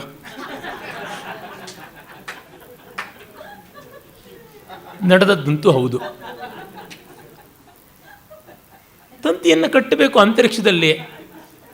ಈಗ 1 ಅಡಿ ಎತ್ತರಕ್ಕೆ ತಂತಿಯನ್ನು ಕಟ್ಟಿ ಅಲ್ಲಿ ನಡೆದರೂ ಅದು ಸಾಧನೆ, 100 ಅಡಿ ಎತ್ತರಕ್ಕೆ ಕಟ್ಟಿ ನಡೆದರೂ ಸಾಧನೆ. ತಂತಿ ಮೇಲೆ ನಡೆಯೋ ಕಷ್ಟ 1 ಅಡಿ ಎತ್ತರದ್ದು ಒಂದೇ, 100 ಅಡಿ ಎತ್ತರದ್ದು ಒಂದೇ. ಆದರೆ ಅಂತರಂಗದಲ್ಲಿ ಬಿದ್ದರೆ ಉಂಟಾಗೋ ಭಯ 1 ಅಡಿ ಎತ್ತರದಲ್ಲಿ ಉಂಟಾ, 100 ಅಡಿ ಎತ್ತರದಲ್ಲಿ ಉಂಟಾ. ಆ ರಿಸ್ಕ್ ಫ್ಯಾಕ್ಟ್ರಿಂದಾನೇ ಬರುವಂಥದ್ದು ಗೌರವ. ರಿಸ್ಕ್ ಫ್ಯಾಕ್ಟ್ರ್ ತಗೋಬೇಕು ಅಂದರೆ ಈ ನಿಯಮಗಳು ನಿರ್ಬಂಧಗಳು ಇವೆಲ್ಲ ಇರಬೇಕು, ಆ ಸವಾಲನ್ನು ಸ್ವೀಕರಿಸುವ ಛಲ ಬೇಕು. ಹಾಗೆ ನೋಡಿದಾಗ ಪ್ರಾಚೀನರ ಪದ್ಯಬಂಧ, ಪದಬಂಧ, ಛಂದೋಬಂಧ ಇಲ್ಲಿರುವ ಸೊಗಸು ತುಂಬ ಸಾರ್ಥಕವಾದದ್ದು ಅಂತ ಗೊತ್ತಾಗುತ್ತದೆ. ಮತ್ತು ಅವರು ಕೊಡುವ ಅಲಂಕಾರಗಳ ಸ್ವಾರಸ್ಯ ಕೂಡ ಬಹುಮುಖಿಯಾದದ್ದು ಅಂತ ತಿಳಿಯುತ್ತದೆ. ಅದನ್ನು ನಾವಿಲ್ಲಿ ನೋಡಿದ್ವಿ. ವೀಚಿಲೋಲಭುಜ ಯೋಸ್ತಯೋರ್ಗತಂ ಶೈಶವಾಚ್ಚಫಲಮಪ್ಯಶೋಭತ ತೋಯದಾಗಮ ಇವೋದ್ಯಭಿದ್ಯಯೌ ನಾಮಧೇಯ ಸದೃಶಂ ವಿಚೇಷ್ಟಿತಂ. ಆಮೇಲೆ ಅವರು ಎಷ್ಟು ಚೆನ್ನಾಗಿದ್ದರು ಅಂತಂದರೆ, ನದಗಳು, ನದಿ ನದ ಅಂತ 2 ರೀತಿಯಾಗಿ ಮಾಡಿದ್ದಾರೆ ಸಂಸ್ಕೃತ ವ್ಯಾಕರಣಕಾರರು ವಿಭಾಗವನ್ನು. ಅವುಗಳ ಹರಿಯುವ ಗತಿಯನ್ನು ಅವಲಂಬಿಸಿಕೊಂಡು ಅದನ್ನು ಕೆಲವು ವೃಕ್ಷವಾಗಿ ಹರಿಯುವ ನದಿಗಳಿಗೆ, ಇನ್ನು ಕೆಲವು ಮೃದುವಾಗಿ ಹರಿಯುವ ನದಿಗಳಿಗೆ ಅಂತ ಕೂಡ ಹೇಳ್ತಾರೆ. ಒಟ್ಟಿನಲ್ಲಿ ಸಿಂಧು ನದ, ಶತದ್ರು ನದ, ಬ್ರಹ್ಮಪುತ್ರ ನದ, ಶೋಣ ನದ, ಗಂಗಾ ನದಿ, ಸರಸ್ವತಿ ನದಿ, ಈ ತರಹ ಮಾಡಿಕೊಂಡು ಬಂದಿದ್ದಾರೆ. ಆ ರೀತಿಯಲ್ಲಿ ಪುಲ್ಲಿಂಗ ಸ್ತ್ರೀಲಿಂಗ ವ್ಯವಹಾರವೂ ಮಾಡಿದ್ದಾರೆ. ಆ ಉಕ್ಕಿ ಬರತಕ್ಕಂಥ ಅಮೆಜಾನ್ ತರಹದ ನದಿಗಳು, ಆ ಒಂದು ಅಲೆಗಳ ಹೊಯ್ದಾಟ, ಅವರ ಸ್ಫುರಿಸುವಂಥ ತೋಳುಗಳು, ವೀಚಿಲೋಲ ಭುಜಯೋಸ್ತಯೋರ್ಗತಂ ಶೈಶವಾಚ್ಯಪಲ ಮಪ್ಯಶೋಭತ, ಉತ್ಸಾಹದಿಂದ ಹುಮ್ಮಸ್ಸಿನಿಂದ ಭುಜ ಕುಣಿಸಿಕೊಂಡು ಬರ್ತಾ ಇದ್ದಾರೆ. ಅಲೆಗಳು ಹೊಯ್ದಾಡ್ತಾ ಇವೆ ಅವುಗಳ ತೋಳುಗಳು. ತೋಯದಾಗಮ ಇವೋದ್ಯದ್ವಿದ್ಯೆಯೋ ನಾಮಧೇಯ ಸದೃಶಂ ವಿಚೇಷ್ಟಿತಂ, ಅವರು ತಮ್ಮ ಹೆಸರಿಗೆ ತಕ್ಕಂಥ ರೀತಿಯಲ್ಲಿ ಇದ್ದಾರೆ. ಅದು ಏನು, ವರ್ಷಾಕಾಲದಲ್ಲಿ ನದಿಗಳು ಕೊಬ್ಬಿದ ಅಲೆಗಳನ್ನು, ತೋಯದಾಗಮ ಅಂದರೆ ಮಳೆಗಾಲದಲ್ಲಿ ಹೇಗೆ ಅಲೆಗಳು ದಡಮೀರಿ ಹರಿಯುತ್ತವೋ ಹಾಗೆ ಈ ಕಿಶೋರರು ತಮ್ಮ ತೋಳುಗಳನ್ನು ಕುಣಿಸಿಕೊಂಡು ಹೋಗ್ತಾ ಇದ್ದರು. ಅದು ಅಲೆಗಳ ತೊನೆದಾಟದ ಹಾಗಿತ್ತು ಅಂತ ಹೇಳ್ಬಿಟ್ಟಂತಾರೆ. ಮತ್ತು ಅದು ಹಾಗಿದ್ದರೂ ಚೆನ್ನಾಗಿತ್ತು ಅಂತ. ಯಾಕೆ ಅಂತಂದರೆ ನಾಮಧೇಯ ಸದೃಶಂ ವಿಚೇಷ್ಟಿತಂ ಅಂತ. ಅವರು ರಘುವಂಶೀಯರು, ಮಹಾಸತ್ವಶಾಲಿಗಳು. ಒಬ್ಬ ರಾಮ, ರಮಯತೀತಿ ರಾಮ, ಇನ್ನೊಬ್ಬ ಲಕ್ಷ್ಮಣ, ಲಕ್ಷಣವಾನ್ ಲಕ್ಷ್ಮವಾನ್ ಲಕ್ಷ್ಮಣ. ಅಂದರೆ ಶೋಭೆ, ಸೌಂದರ್ಯ ಇದೆ, ರಮಣೀಯತೆ ಇದೆ. ಅವರು ಏನು ಮಾಡಿದ್ರೂ ಚೆನ್ನ. ಕಾಳಿದಾಸನ ಇನ್ನೊಂದು ಕಾವ್ಯ ಶಾಕುಂತಲದಲ್ಲೇ ನೋಡ್ತೀವಿಲ್ಲ, ಕಿಮಿವಹಿ ಮಧುರಾಣಾಂ ಮಂಡನಂ ನಾಕೃತೀನಾಂ. ಚೆಲುವಾದ ವಸ್ತುಗಳಿಗೆ ಯಾವ ತಾನೇ ಅಲಂಕಾರ ಆಗೋದಿಲ್ಲ, ಎಲ್ಲವೂ ಅಲಂಕಾರ ಆಗುತ್ತದೆ. ನಮ್ಮ ತಾಯಿ ಹೇಳ್ತಾನೆ ಇರೋರು, ಚೆನ್ನಾಗಿದ್ದವರು, ಒಳ್ಳೆ ಕಂಠ ಇದ್ದವರು ಹತ್ತರೂ ಚೆನ್ನಾಗಿರುತ್ತೆ, ನೋಡೋಕ್ಕೆ ಅವ್ರ ಹತ್ತಾಗಲೂ ಅವ್ರ ಮುಖ ಚೆನ್ನಾಗಿರುತ್ತೆ, ಗೋಳಾಟದ ಧ್ವನಿಯಲ್ಲಿದ್ದರೂ ಅವ್ರ ಧ್ವನಿಯಲ್ಲಿ ಇಂಪಿರುತ್ತೆ ಅಂತ. ಆ ಸೌಂದರ್ಯ, ಆಭಿಜಾತ್ಯ ಇಲ್ಲದೆ ಇದ್ದರೆ ಏನು ಮಾಡಿದ್ರೂ ಪ್ರಯೋಜನಕ್ಕೆ ಬರೋದಿಲ್ಲ. ನೀವು ಹೋಗ್ಬಿಟ್ಟು ಸೆಣಬಿನಲ್ಲಿ ಸೀರೆ ನೇಯ್ದುಬಿಟ್ಟು ಅದಕ್ಕೆ ಯಾವ ಇಂದ್ರಭೋಗದ ಬಣ್ಣ ಹಾಕಿ ಅದು ಕತ್ತೆ ಬಣ್ಣದಲ್ಲೇ ಇರುತ್ತೆ. ರೇಷ್ಮೆಯಲ್ಲಿ ನೀವು ಸೀರೆ ನೇಯ್ದು ಅದಕ್ಕೆ ಯಾವ ಕತ್ತೆ ಬಣ್ಣ ಹಾಕಿ ಅದು ಧಗಾಯಮಾನವಾಗಿ ಇರುತ್ತೆ. ಅದರ ಕ್ವಾಲಿಟಿ ಬೇಸ್ ಮೆಟಲ್ ಅಂತೀವಲ್ಲ, ಬೇಸ್ ಮೆಟೀರಿಯಲ್ ಅಂತೀವಲ್ಲ, ಅಲ್ಲಿ ಬರ್ತದೆ. ಈಗ ಮಣ್ಣಿನಲ್ಲಿ ಬಂಗಾರದಲ್ಲಿ ಮಾಡುವ ಕುಸರಿಗಳನ್ನು ಮಾಡೋದಕ್ಕೆ ಸಾಧ್ಯವ ಪಾಪ, ಅದರ ಯೋಗ್ಯತೆ ಅಷ್ಟೇ. ಹಾಗೆ ಈ ಯುವಕರಿಬ್ಬರ ಶೋಭೆ ಇತ್ತು ಅಂತ ಕವಿ ಹೇಳ್ತಾನೆ. ತೌ ಬಲಾತಿ ಬಲಯೋ ಪ್ರಭಾವತೋ ವಿದ್ಯೆಯೋ ಪಥಿಮುನಿ ಪ್ರದಿಷ್ಟಯೋ ಮೊಂಬ್ಲತುರ್ನ ಮಣಿಕುಟ್ಟಿ ಮೋಚಿತೌ ಮಾತೃ ಪುಷ್ಪ ಪರಿವರ್ತಿನಾವಿವ. ಸರಯೂ ನದಿಯ ತೀರಕ್ಕೆ ಬಂದ ತಕ್ಷಣವೇ ಬಲ ಮತ್ತು ಅತಿಬಲ ಅನ್ನುವ ಎರಡು ಮಂತ್ರಗಳನ್ನು, ಒಂದು ಹಸಿವು ಬಾಯಾರಿಕೆಗಳನ್ನು, ಇನ್ನೊಂದು ನಿದ್ರಾ ಆಲಸ್ಯಗಳನ್ನು ಹೋಗಲಾಡಿಸುವಂಥ ಮಂತ್ರಗಳನ್ನು ಉಪದೇಶ ಮಾಡ್ತಾನೆ ವಿಶ್ವಾಮಿತ್ರ. ಅದರ ಪ್ರಭಾವದಿಂದ ಅವರು ಯಾವ ರೀತಿಯ ನೋವನ್ನು ಸಂತಾಪವನ್ನು ಪಡಲಿಲ್ಲ, ಶ್ರಮ ಖೇದ ಆಗಲಿಲ್ಲ. ತುಂಬ ಚೆನ್ನಾದ ಗಾರೆಗಚ್ಚಿನ ಆ ಹಾಲುಗಲ್ಲಿನ ನೆಲದ ಮೇಲೆ ಓಡಾಡುವಂಥ ಆ ರಾಜಕುಮಾರರಿಗೆ ಕಾಡಿನ ನಡೆದಾಟ ಕೂಡ ತಾಯಿಯ ಮಡಲಿನಲ್ಲಿ, ತಾಯಿಯ ಜೊತೆಯಲ್ಲಿ ಓಡಾಡುವಂತೆ ಸಂತೋಷಕಾರಿಯಾಗಿತ್ತು ಅಂತ. ಇಲ್ಲಿ ಆ ಮುನಿಯ ಮಾತೃವಾತ್ಸಲ್ಯ ಲಕ್ಷಣವೂ ಕಾಣುತ್ತದೆ, ಜೊತೆಗೆ ಮಂತ್ರ ಮಾಹಾತ್ಮ್ಯ ಕೂಡ ಕಾಣುವಂಥದ್ದು. ಪೂರ್ವವೃತ್ತ ಕಥಿತೈ ಪುರಾ ವಿದಸ್ಸಾನುಜ ಪಿತೃಸಖಸ್ಯ ರಾಘವ ಉಹ್ಯಮಾನ ಇವ ವಾಹನೋಚಿತ ಪಾದಚಾರಮಪಿ ನವ್ಯಭಾವಯತ್. ನಡೆದು ಹೋಗ್ತಾ ಇದ್ದಂತೆ ದಾರಿಯಲ್ಲಿ ಅನೇಕ ಕಥೆಗಳನ್ನು ವಿಶ್ವಾಮಿತ್ರ ಹೇಳ್ತಾನೆ. ಬಾಲಕಾಂಡದಲ್ಲಿ ಈ ಭಾಗ ತುಂಬ ಚೆನ್ನಾಗಿದೆ. ಅಲ್ಲಿ ಹಿಮವಂತನ ಇಬ್ಬರು ಕನ್ಯೆಯರು, ಗಂಗೆ ಮತ್ತು ಗೌರಿ, ಅವರ ಕಥೆ ಬರುತ್ತದೆ. ವಾಮನಾವತಾರದ ಕಥೆ ಬರುತ್ತದೆ. ಮಲದ ಕರುಷ ಅನ್ನುವ ದೇಶಗಳನ್ನು ತಾಟಕೆ ಯಾವ ರೀತಿ ನಾಶ ಮಾಡಿದಲು ಆ ಕಥೆ ಬರುತ್ತದೆ. ಗಂಗಾವತರಣದ ಕಥೆ ಬರುತ್ತೆ. ಸ್ಕಂದೋತ್ಪತ್ತಿಯ ಕಥೆ ಬರುತ್ತದೆ. ಕುಶನಾಭ ಚರಿತ್ರ ಅಂತ ವಿಶ್ವಾಮಿತ್ರ ತನ್ನ ಪೂರ್ವಜನಾದ ಕುಶನಾಭ ಅವನ ಮಕ್ಕಳನ್ನು ವಾಯು ಯಾವ ರೀತಿಯಾಗಿ ತೊಂದರೆಗೀಡು ಮಾಡಿದ, ಆಮೇಲೆ ಅವರಿಗೆಲ್ಲರಿಗೂ ಕೂಡ ಯಾವ ರೀತಿಯಲ್ಲಿ ಶಾಪ ವಿಮೋಚನೆ ಆಯಿತು, ಈ ಥರದ ಕಥೆಗಳನ್ನೆಲ್ಲ ಹೇಳ್ತಾ ಬರುವುದು ಬರ್ತದೆ. ಆಮೇಲೆ ಮುಂದೆ ನಾವು ನೋಡ್ತೀವಿ ವಿಶ್ವಾಮಿತ್ರನ ಮಹಾತ್ಮ್ಯವನ್ನೇ ಶತಾನಂದ, ಜನಕನ ಪುರೋಹಿತ ಮತ್ತು ಅಹಲ್ಯ ಗೌತಮರ ಮಗ, ಅವನು ಹೇಳುವಂಥ ಕಥೆಯೂ ಬರ್ತದೆ. ಹೀಗೆ ಹಲವು ಕಥೆಗಳಿವೆ, ತುಂಬ ಸ್ವಾರಸ್ಯಕಾರಿಯಾದದ್ದು. ಕಥೆಯನ್ನು ಓದೋಕ್ಕಿಂತಲೂ ಯಾರಾದರೂ ಚೆನ್ನಾಗಿ ಹೇಳಿದರೆ ಕೇಳುವಂಥದ್ದು ತುಂಬ ಒಳ್ಳೆಯದು. ಮತ್ತು ಅದು ಶ್ರೋತೃ ಮಹಾತ್ಮ್ಯಕ್ಕೆ ತಕ್ಕಂತೆ ಸಂಕೋಚ ವ್ಯಾಕೋಚಗಳನ್ನು ಪಡ್ಕೊಳ್ತಾ ಇರ್ತದೆ. ಹಿಂದಿನ ಕಥೆಯ ಹೇಳಿಕೆಯ ರೀತಿಯೇ ಒಂದು ಸೊಗಸಿತ್ತು. ಒಂದೂರಿನಲ್ಲಿ ಒಬ್ಬ ರಾಜ ಇದ್ದಂತೆ ಅಂತ ಶುರು ಮಾಡುವಾಗ ಆ ಸುಮ್ಮನೆ ರಾಜ ಅಂತ ಹೇಳ್ತಾ ಇರಲಿಲ್ಲ, ಅವನಿಗೆ ತೋಟಿ ತಳವಾರ ಈ ಥರ ಯಾರ್ಯಾರೆಲ್ಲ ಇದ್ದರು ಅಂತ ಅದನ್ನು ಹೇಳುವಂಥದ್ದು. ಮದುವೆ ಮಾಡೋದು ಅಂತ ಮದುವೆ ಅಂತ ಹೇಳ್ತಾ ಇರಲಿಲ್ಲ. ನನಗೆ ಚೆನ್ನಾಗಿ ಜ್ಞಾಪಕ ಇದೆ, ನಮ್ಮ ತಾಯಿ ನಮ್ಮ ಅಜ್ಜಿ ಎಲ್ಲ ಹೇಳ್ತಾ ಇದ್ದಾಗ ಆಕಾಶದಷ್ಟಗಲಕ್ಕೆ ಚಪ್ರ ಹಾಕಿ, ಭೂಮಿಯಷ್ಟಗಲಕ್ಕೆ ಹಸೆ ಮಣೆ ಮಾಡಿ, ಮುತ್ತುಗಳಲ್ಲಿ ಬಿಳಿ ಎಳೆ ರಂಗೋಲಿಯನ್ನು ಎಳೆದು, ಹವಲುಗಳಲ್ಲಿ ಹಸಿರು ಕೆಂಪುಣ್ಣಿನ ಎಳೆಯನ್ನು ಎಳೆದು, ಪಚ್ಚೆನಲ್ಲೆಲ್ಲನೂ ತೋರಣ ಕಟ್ಟಿ, ಕೆಂಪುಗಳಲ್ಲೆಲ್ಲ ಹೂಗುಚ್ಚುಗಳನ್ನು ಮಾಡಿ ಅಂತ ಈಗೆಲ್ಲ ಕವಿಕಲ್ಪನೆಯನ್ನೇ ಬೆರೆಸಿಕೊಂಡು ಹೇಳ್ತಾ ಇದ್ದದ್ದು ಗೊತ್ತಾಗುತ್ತೆ. ಅದು ಕೊಡುವ ಸ್ವಾರಸ್ಯ ಬೇರೆಯೇ ವಿಧವಾದದ್ದು.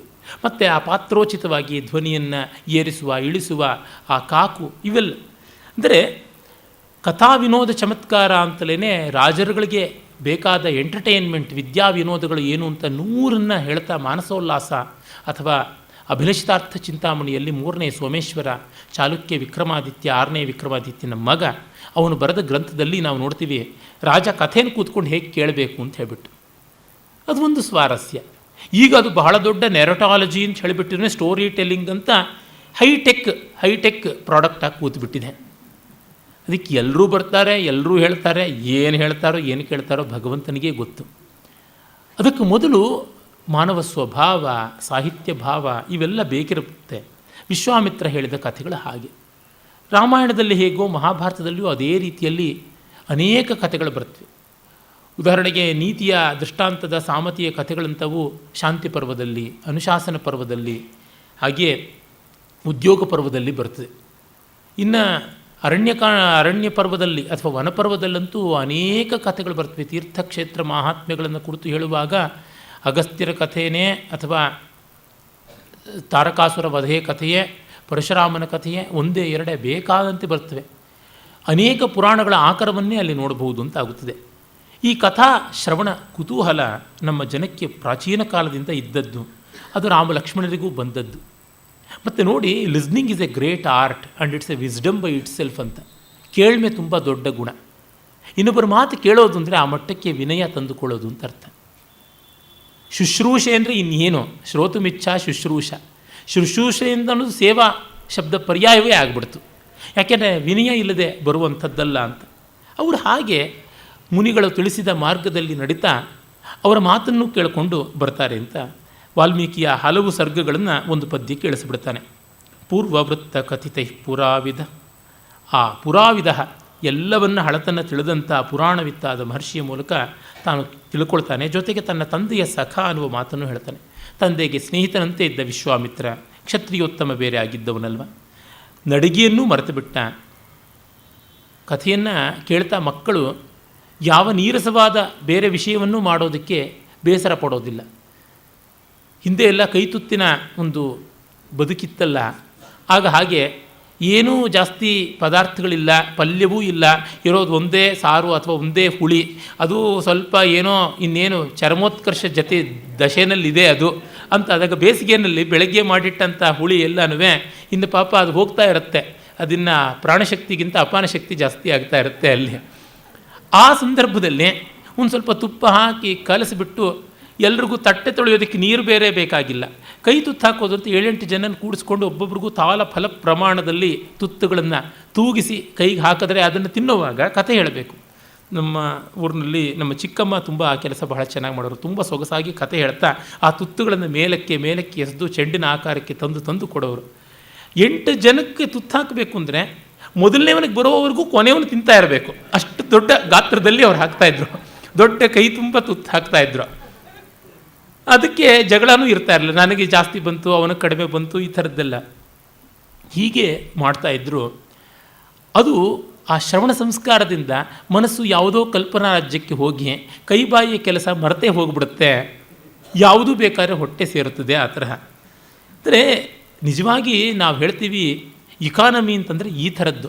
ಒಬ್ಬೊಬ್ಬರಿಗೂ ಒಂದು ತಟ್ಟೆ ಒಳಗೆ 4 ಬಟ್ಲುಗಳನ್ನು ಕೊಟ್ಟು, ಮತ್ತು ಅದರೊಳಗೆ ಚೆಲ್ಲೋದಕ್ಕೆ ಸಾಕಷ್ಟು ಅವಕಾಶವನ್ನು ಕೊಟ್ಟು, ಮತ್ತು ಮಕ್ಕಳು ತಿನ್ನೋದಿಲ್ಲ ಅಂತ ಬೇಸರ ಮಾಡಿ, ಎದುರುಗಡೆ ಟಿ ವಿ ಪಕ್ಕದಲ್ಲಿ ಪಾವಿ ಅಂತಂದರೆ ತಮಿಳಿನಲ್ಲಿ ಪಾಪ ಅಂತ, ಪಾಪಿ ಅಂತ ಅರ್ಥ, ಪಾವಿ ಅಂತಾರಲ್ಲ, ಅದು ಸೆಲ್ ಫೋನು. ಆ ಕಿವಿ ಈ ಕಿವಿ 2 ಕಿವಿಗಳು ಮತ್ತು ಮಧ್ಯೆ ಬರ್ತಾ ಇರುತ್ತೆ. ಅಂದರೆ ಊಟದಲ್ಲಿ ರುಚಿ ಯಾವ ಥರ ಇರುತ್ತದೆ. ಆದರೆ ಇದು ಹಾಗೆ ಮಾಡ್ತಾ ಇದ್ದಂಥದ್ದು. ಇದನ್ನು ಪುನರುಜ್ಜೀವನ ಮಾಡಬೇಕು ಅಂತಂದರೆ ಆ ಮಕ್ಕಳ ಮುಗ್ಧತ್ವ ಬೇಕು. ಈಗ ಮುಗ್ಧತ್ವವನ್ನು ಎಲ್ಲಿಂದ ತರೋಣ? ಯಾವ ಮಾರ್ಕೆಟಲ್ಲೂ ಸಿಗೋಲ್ವೇ? ತೌ ಸರಾಂ ಶಿರಸವದ್ಭಿರಂಬಭಿ ಕೂಜಿತೆ ಶ್ರುತಿ ಸಖೈ ಪತತ್ರಿಣ ವಾಯವಸ್ಸುರಭಿ ಪುಷ್ಪರೇಣುಭಿಶ್ಚಾಯಯ ಚ ಜಲದಾಸಿ ಶೇವಿರೆ.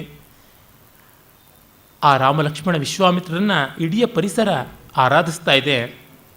ಸರೋವರಗಳು ರುಚಿಯಾದ ತಿಳಿಯಾದ ನೀರಿನಿಂದ, ಮತ್ತು ಪಕ್ಷಿಗಳು ತಮ್ಮ ಕಲಕಂಠ ಗಾನದಿಂದ, ಗಾಳಿ ತನ್ನ ತಂಪಿನ ಪರಿಮಳದ ಒಂದು ಸ್ಪರ್ಶದಿಂದ, ಮೋಡಗಳು ನೆರಳಿನಿಂದ ಅವುಗಳು ಅನುಕೂಲ ಮಾಡಿಕೊಟ್ಟುವಂತು. ಕಾಳಿದಾಸನಿಗಂತೂ ಈ ಪ್ರಕೃತಿ ಮಾನವ ಮೈತ್ರಿಯನ್ನು ಎಷ್ಟು ವರ್ಣಿಸಿದರೂ ಸಾಕಾಗೋಲ್ಲ.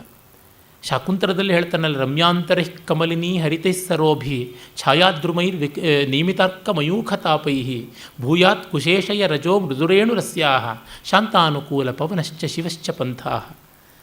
ಎಷ್ಟು ಚೆನ್ನಾಗಿ ಅಳತೆ ತಪ್ಪದಂತೆ ಅಲ್ಲಲ್ಲಲ್ಲಿ ಸರೋವರಗಳಿರಲಿ. ರಮ್ಯಾಂತರೈ ಕಮಲಿನಿ ಹರಿತೈ ಸರೋಭಿ, ಕಮಲಗಳು ತುಂಬಿದ ಸರೋವರಗಳು ಅಲ್ಲಲ್ಲಲ್ಲಿ ಕಾಣಿಸ್ತಾ ಇರಬೇಕು. ಮತ್ತು ನೆರಳು ಕೊಡುವ ಮರಗಳು, ಅವು ತುಂಬ ದಟ್ಟವಾಗಿ ನೆರಳು ಕೊಡುವಂಥದ್ದಲ್ಲ, ನಿಯಮನ ಮಾಡುವುದಕ್ಕೆ ಎಷ್ಟು ಬೇಕೋ ಅಷ್ಟು ಹಿತವಾದಂಥ ಅಲ್ಲಲ್ಲಿ ವಿಚ್ಛೇದ ಇರಬೇಕು ಆ ತರಹ. ಮತ್ತು ನೆಲದಲ್ಲೆಲ್ಲ ಪರಾಗ ಧೂಳಿ ಹಬ್ಬಿರುವಂತೆ ಇರಬೇಕು, ಬರಿಯ ಮಣ್ಣಿನ ಧೂಳಿ ಇರಬಾರದು. ಆ ರೀತಿ ಗಾಳಿ ಕೂಡ ಅನುಕೂಲವಾಗಿ ನಮ್ಮ ಬೆನ್ನಿನ ಕಡೆಯಿಂದ ಬೀಸಿ ಮುಂದೆ ಹೋಗಬೇಕು, ಪ್ರತಿಕೂಲವಾಗಿ ನಮ್ಮ ಎದುರಿಗೆ ಬರಬಾರ್ದು ಅಂತ. ನಮ್ಮನ್ನು ಬೆನ್ನು ತಟ್ಟಿ ಕಳಿಸಿ ಮುಂದೆ ಸಾಗಿಸುವಂತೆ ಇರಬೇಕು. ಹಾಗೆ ಮಂಗಳಮಯವಾಗಿ ದಾರಿ ಇರಲಿ ಅಂತ.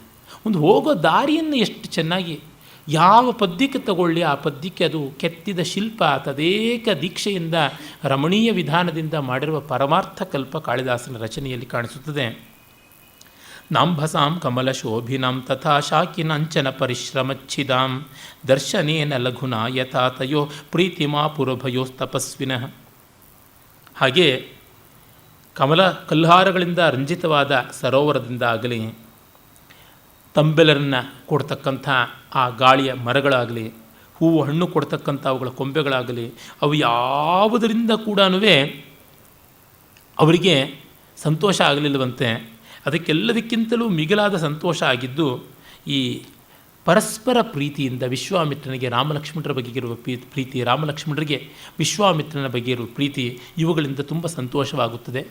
ಅಷ್ಟರ ಮಟ್ಟಿಗೆ ಅವರಿಗೆ ಗುರು ಶಿಷ್ಯರ ಆತ್ಮೀಯತೆ ಬೆಳೆದು ಬಿಡುತ್ತದೆ. ಆಗಲೇ ಆ ಒಂದು ತಾಡಕಾವನ ಪ್ರವೇಶ. ಸ್ಥಾಣುದಗ್ಧ ವಪುಷಸ್ತಪೋವನಂ ಪ್ರಾಪ್ಯ ದಾಶರಥಿರಾತ್ತ ಕಾರ್ಮುಕ. ಇಲ್ಲ, ಇಲ್ಲಿ ಮೊದಲು ಸಿದ್ಧಾಶ್ರಮ ಅಂತ ಬರುತ್ತದೆ. ಅಲ್ಲಿ ಶಿವ ತಪಸ್ಸು ಮಾಡಿದ್ದ, ಅಲ್ಲಿಯೇ ಮನ್ಮಥ ಅವನ ತಪೋಭಂಗಕ್ಕೆ ಬಂದಿದ್ದ. ಮತ್ತು ಮನ್ಮಥನ ದಹನ ಆದಮೇಲೆ ಶಿವನನ್ನು ಒಲಿಸಿಕೊಳ್ಳಬೇಕು ಅಂತ ಅಶರೀರಿಯಾಗಿ ಮನ್ಮಥ ತಪಸ್ಸು ಮಾಡಿದ ಜಾಗ ಅಂತೆಲ್ಲ ಬರ್ತದೆ. ಅದನ್ನು ವಾಲ್ಮೀಕಿ ರಾಮಾಯಣದಲ್ಲೂ ನೋಡ್ತೀವಿ. ಆ ವಿವರನ್ನು ಹೇಳ್ತಾನೆ. ಮುಂದೆ ತಾಟಕ ಪ್ರಕರಣ ಮುಂದಿನ ಶ್ಲೋಕದಲ್ಲಿ ಬರ್ತದೆ. ಸ್ಥಾಣು ದಗ್ಧವ ಪುಷಸ್ತಪೋವನಂ ಪ್ರಾಪ್ಯ ದಾಶರಥಿರತ್ತ ಕಾರ್ಮುಕ ವಿಗ್ರಹೇಣ ಮದನಸ್ಯ ಚಾರುಣಾಸೋಭವತ್ ಪ್ರತಿನಿಧಿರ್ನ ಕರ್ಮಣ. ಮಹಾದೇವನ ತೃತೀಯಾಗ್ನಿಗೆ ಸಿಲುಕಿ ಸುಟ್ಟು ಬೂದಿಯಾದ ಮನ್ಮಥನ ತಪೋಭೂಮಿಯಾದ ಆ ಒಂದು ಜಾಗದಲ್ಲಿ ಅವನು ನೆಲೆ ನಿಂತ ಒಂದು ರಾತ್ರಿ. ಅದು ಹೇಗಿತ್ತು ಅಂತಂದರೆ, ರಾಮನ ನೆಲೆ ಇನ್ನೊಮ್ಮೆ ಮನ್ಮಥ ಸಾಕಾರವಾಗಿ ಬಂದಂತೆ ಇತ್ತು. ಆದರೆ ಅದು ಕೇವಲ ರೂಪದಿಂದ ಮಾತ್ರವೇ ಹೊರತು ಕೃತಿಯಿಂದ ಅಲ್ಲ ಅಂತ. ಶಿವ ಮಹಾಮಂಗಲ ಸ್ವರೂಪಿ, ಅವನ ತಪೋಭಂಗ ಮಾಡೋಕ್ಕೆ ಹೊರಟ ಉದ್ಧತತನ ಅವಿಧೇಯತೆ, ಅವಿನಯ ಮನ್ಮಥನದು. ಅದು ರಾಮನಿಗಿಲ್ಲ. ತಪಸ್ವಿಗಳಿಗೆ ಪೂರಕವಾದ ಕೆಲಸ ಮಾಡ್ತಾನೆ ಎನ್ನುವ ವ್ಯತಿರೇಕವನ್ನು ತೋರಿಸ್ತಾ ಇದ್ದಾನೆ ಕವಿಯಲ್ಲಿ. ತೌ ಸುಕೇತು ತನಯ ತೌ ಸುಕೇತು ಸುತಯಾಖಿಲಿ ಕೃತೆ ಕೌಶಿಕಾದ್ವಿದಿತ ಶಾಪಯಾ ಪಥಿ ನಿನ್ಯತು ಸ್ಥಳ ನಿವೇಶಿತಾಟನೀ ಲೀಲಯೈವ ಧನುಷಿ ಅಧಿಜ್ಯತಾಂ. ಸುಕೇತು ಸುತ ಅಂತಂದರೆ, ಸುಕೇತು ಅನ್ನುವ ಗಂಧರ್ವನ ಮಗಳು, ಅವಳು ತಾಟಕೆ. ಅವಳನ್ನು ಸುಂದ ಅನ್ನೋ ಒಬ್ಬ ಗಂಧರ್ವ ಮದುವೆಯಾದ. ಅವರ ಮಕ್ಕಳೇ ಮಾರೀಚ ಸುಬಾಹುಗಳು ಅಂತ. ಕೆಲವರು ಮಾರೀಚ ತಮ್ಮ ಕೂಡ ಅಂತ ಹೇಳ್ತಾರೆ. ಅವಳ ಮಗನನ್ನು ಅಗಸ್ತ್ಯ ಮಹರ್ಷಿಗಳು ಶಾಪ ಕೊಟ್ಟು ದಂಡಿಸಿದಾಗ ಇವಳು ಕ್ರೋಧಾಂಧಳಾಗಿ ಋಷಿಯ ಮೇಲೆ ಕೆರಳಿ ಹೋದಾಗ ನೀನು ರಾಕ್ಷಸಿ ಆಗು ಅಂತ ಶಾಪ ಕೊಟ್ಟರು ಅಂತ ಈ ಥರ ಎಲ್ಲ ಕಥೆ ಬರುತ್ತೆ ವಾಲ್ಮೀಕಿ ರಾಮಾಯಣದಲ್ಲಿ. ಅವಳು ಆ ರಾಕ್ಷಸಿಯ ಬುದ್ಧಿಯಿಂದ ಆ ಇಡೀ ಪರಿಸರವನ್ನೇ ನಾಶ ಮಾಡಿಬಿಡ್ತಾಳೆ. ಸುಂದರವಾದ ದೇಶಗಳೆರಡನ್ನು ಹಾಳ್ಗೆಡವಿ ಅವು ಕಗ್ಗಾಡಾಗಿಬಿಡುತ್ತವೆ, ಮಲದ ಕರುಷಗಳು ಅಂತ. ಹಿಂದೆ ಇಂದ್ರನಿಗೆ ಶಾಪ ಬಂದಾಗ ಅವನ ಹಸಿವು ಬಾಯಾರಿಕೆಗಳನ್ನು ನೀಗಿಸಿಕೊಂಡ ಜಾಗವಾಗಿತ್ತು ಮರದ ಕರುಷ. ಅದು ಇಂದು ಇವಳ ಹಸಿವು ಬಾಯಾರಿಕೆ ಹಿಂಗಿಸಿಕೊಳ್ಳುವ ರುದ್ರಭೂಮಿ ಆಗಿಬಿಟ್ಟಿದೆ. ಆಗ ಅಲ್ಲಿ ಅವರಿಬ್ಬರು ಅವಳ ವಾರ್ತೆಯನ್ನು ಕೇಳಿದ ತಕ್ಷಣ ಧನುಷಿ ಅಧಿಜ್ಯತಾಂ ನಿನ್ಯತು, ಬಿಲ್ಲಿನ ಹೆದೆ ಏರಿಸಿಕೊಂಡ್ರಂತೆ, ಸಿದ್ಧವಾಗಬೇಕು ಇನ್ನು ಒಂದು ದೊಡ್ಡ ಯುದ್ಧಕ್ಕೆ ಅಂತ. ಜಾನಿನಾದ ಮತ ಗೃಹತಿ ತಯೋ ಪ್ರಾದುರಾಸ ಬಹುಲಕ್ಷಪಾಚವಿ ತಾಡಕಾಚಲ ಕಪಾಲ ಕುಂಡಲ ಕಾಲಿಕೆ ವನಿಬಿಡ ಬಲಾಕಿನಿ. ಹಾಗೆ ಅವರು ಹೆದೆ ಏರಿಸಿ ಒಮ್ಮೆ ಠಣ್ಣಂತ ಮೀಟಿದಾಗ ಆ ಒಂದು ಬಿಲ್ಲಿನ ಹುರಿಯ ನಾದ ಎಲ್ಲ ಕಡೆ ತುಂಬಿಕೊಳ್ತು. ಅದನ್ನು ಕೇಳಿ ಕೆರಳಿದ ತಾಟಕ ರಾಕ್ಷಸಿ ಬರ್ತಾಳೆ. ಹೇಗೆ ಬಂದಳು ಅಂತಂದರೆ ಅಮಾವಾಸ್ಯೆ ಹಾಗೆ ಅವಳು ಬರ್ತಾಳೆ. ಅವಳ ಕಿವಿಯಲ್ಲಿ ತಲೆಬುರುಡೆಗಳ ಕರ್ಣಕುಂಡಲಗಳು ಇದ್ದದ್ದು, ಚಲ ಕಪಾಲ ಕುಂಡಲ, ತಲೆ ಹಿಂಗೆ ತೂಕ್ಕೊಂಡು ಯಾರು ಅಂತ ನೋಡ್ತಾ ಬಂದರೆ ಅದು ಹೊಯ್ದಾಡ್ತಾ ಇತ್ತು ಅಂತ ಕವಿ ಹೇಳ್ತಾನೆ. ಅದು ಯಾವ ಥರ ಕಾಣಿಸ್ತಾ ಇತ್ತು ಅಂದರೆ ಕಪ್ಪು ತಲೆ ಕೂದಲು, ಕಪ್ಪು ಮೋರೆ, ಅದರ ನಡುವಿನಲ್ಲಿ ಹೊಯ್ದಾಡುವ ಬೆಳ್ಳಗಿರುವ ನರ ಕಪಾಲ ಕುಂಡಲಗಳು ಅಂತಂದರೆ ಕಾರ್ಮೋಡದ ಆಚೆ ಈಚೆ ಸುಳಿದಾಡುವ ಬೆಳ್ಳಕ್ಕಿಗಳ ಮಾಲೆ ಇದ್ದಂತೆ ಕಾಣಿಸ್ತಾ ಇತ್ತು ಅಂತ. ಕಾಲಿಕೇವ ನಿಬಿಡಾ ಬಲಾಕಿನಿ, ಕಾಲಿಕಾ ಅಂತಂದರೆ ಕಾಲಮೇಘ ಅಂತ, ಬಲಾಕಿನಿ ಅಂದರೆ ಬಲಾಕ ಪಕ್ಷಿಯನ್ನು ಹೊಂದಿರುವಂಥ ಆ ಮೋಡ. ತೀವ್ರ ವೇಗದುತ ಮಾರ್ಗವೃಕ್ಷಯ ಪ್ರೇತಚೀವರವಸ ಸ್ವನುಗ್ರಯ ಅಭ್ಯಭಾವಿ ಭರತಗ್ರಜಸ್ತಯ ವಾತ್ಯಯೇವ ಪಿತೃಕಾನನೋತ್ಥಯ. ಅವಳು ಬಂದಾಗ ಹೇಗಿತ್ತು ಅಂದರೆ ಸ್ಮಶಾನದಲ್ಲಿ ಎದ್ದ ಸುಂಟ್ರಗಾಳಿ ಹಾಗಿತ್ತು ಅವಳ ಆಗಮನ ಅಂತ. ನೋಡಿ, ಒಂದು ಸುಂಟ್ರಗಾಳಿ ಅಲ್ಲ, ಸ್ಮಶಾನದಲ್ಲಿ ಇದ್ದದ್ದು ಅಂತ. ಯಾವ ರೀತಿ ಸ್ಮಶಾನದ ಗಾಳಿ ಅಂತಂದರೆ ಅವಳು ಬರುವ ವೇಗಕ್ಕೆ ದಾರಿಯ ಮರಗಳು ಬುಡಕಿತ್ತುಕೊಂಡು ಬೀಳ್ತಾ ಇದ್ವು. ಆ ಗಾಳಿ ವೇಗವಾಗಿ ಬಂದರೆ ಸುಂಟ್ರಗಾಳಿ, ಟಾರ್ನೆಡೋ ಅಂತೀವಲ್ಲ, ಆ ರೀತಿಯಾಗಿ ಅದು ಮರಗಳನ್ನು ಕೀಳುತ್ತದೆ. ಮತ್ತು ಸ್ಮಶಾನದಲ್ಲಿ ಬಂದ ಗಾಳಿ ಆದ್ದರಿಂದ ಸ್ಮಶಾನದಲ್ಲಿ ಪ್ರೇತವಸ್ತ್ರ ಅಂತೆಲ್ಲ ಹಾಕಿರ್ತಾರೆ, ಶವವನ್ನು ಸುತ್ತೋದಕ್ಕೆ ಹೊದಿಸೋದಕ್ಕೆ ಮಾಡಿರುವಂಥದ್ದು, ಅದು ಆ ಸುಂಟ್ರಗಾಳಿಯಲ್ಲಿ ಸುರುಳಿ ಸುತ್ತಕೊಂಡು ಬಂತು. ಇವಳು ಆ ರೀತಿಯಲ್ಲಿಯೇ ಆ ಒಂದು ಭಯಂಕರವಾದ ಆ ವಸಾಗಂಧ ದುರ್ಗಂಧಿಲವಾದ ಬಟ್ಟೆಯನ್ನು ಮುಟ್ಟುಕೊಂಡಿದ್ದಾಳೆ. ಮತ್ತು ಸ್ವನೋಗ್ರಯ, ಆ ಗಾಳಿ ಸರ್ರಂತೆ ಶಬ್ದ ಮಾಡಿಕೊಂಡು ಬರ್ತದೆ, ಇವಳು ಗೊಗ್ಗರ ಧ್ವನಿಯಲ್ಲಿ ಗರ್ಜನೆ ಮಾಡಿಕೊಂಡು ಬರ್ತಾಳೆ. ಹೀಗೆ ನೋಡಿದಾಗ ಇಷ್ಟು ಸಮಾನ ಧರ್ಮಗಳು ಇಲ್ಲಿವೆ. ಅದು ಶ್ಲೇಷವನ್ನು ಕೂಡ ಇಲ್ಲಿ ಆರೋಪ ಮಾಡಿದ್ದಾನೆ. ಈ ಕಾರಣದಿಂದ ಸಮಾಸೂಕ್ತಿ ಎನ್ನುವ ಅಲಂಕಾರಕ್ಕೆ ಅಥವಾ ಶ್ಲಿಷ್ಟ ಉಪಮಾಲಂಕಾರಕ್ಕೆ ಬರುವಂಥದ್ದು. ಉದ್ಯತೈಕ ಭುಜ ಯಷ್ಟಿ ಮಾಯತಿಂ ಶ್ರೋಣಿಲಂಬಿ ಪುರುಷಾಂತರಮೇಖಲಾಂ ತಾಂ ವಿಲೋಕ್ಯ ವನಿತಾವಧೇ ಘೃಣಾಂ ಪತ್ರಿಣಾ ಸಹ ಮುಮೋಚ ರಾಘವ. ಒಂದು ತೋಳನ್ನು ಮೇಲಕ್ಕೆ ಎತ್ತಿ ಜೋರಾಗಿ ಕುಕ್ಕೊಂಡು ಬರ್ತಾ ಇದ್ದಾಳೆ. ಮತ್ತು ಅವಳು ಅಂತರಮಾಲ ಮೇಖಲ, ನಡುವಿಗೆ ಮನುಷ್ಯರ ಕರುಳುಗಳನ್ನೇ ಒಡ್ಯಾಣ ಥರ ಸುತ್ತಕೊಂಡಿದ್ದಾಳೆ. ಅವಳನ್ನು ನೋಡಿದ ತಕ್ಷಣ ಕೈಗಳನ್ನು ಎತ್ತಿಕೊಂಡು ಆರ್ಭಟ ಮಾಡಿಕೊಂಡು ರುದ್ರರೂಪಿಣಿಯಾಗಿ ಬರ್ತಾ ಇದ್ದರೆ ಅವರು ಬಾಣವನ್ನು ಮತ್ತು ಇವಳು ಹೆಣ್ಣು ಅನ್ನೋ ಕಾರುಣ್ಯವನ್ನು ಒಟ್ಟಿಗೆ ಬಿಟ್ಟರು ಅಂತ.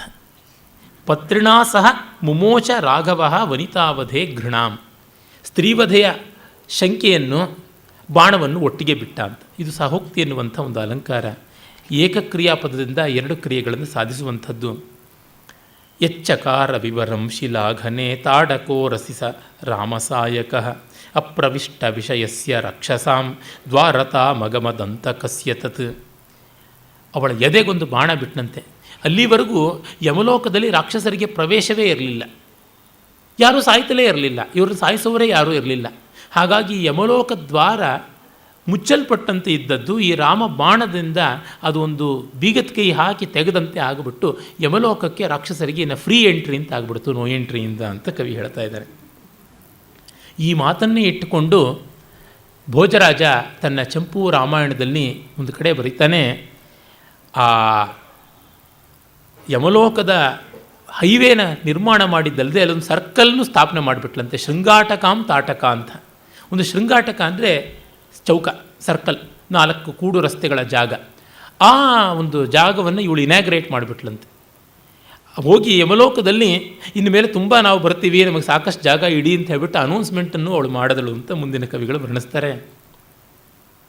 ಬಾಣ ಭಿನ್ನ ಹೃದಯ ನಿಪೇತುಷಿ ಸಾಸ್ವಕಾನನ ಭುವಂ ನ ಕೇವಲಾಂ ವಿಷ್ಟಪತ್ರಯ ಪರಾಜಯ ಸ್ಥಿರಾಂ ರಾವಣ ಶ್ರಿಯಮಪಿ ವ್ಯಕಂಪಯತ್.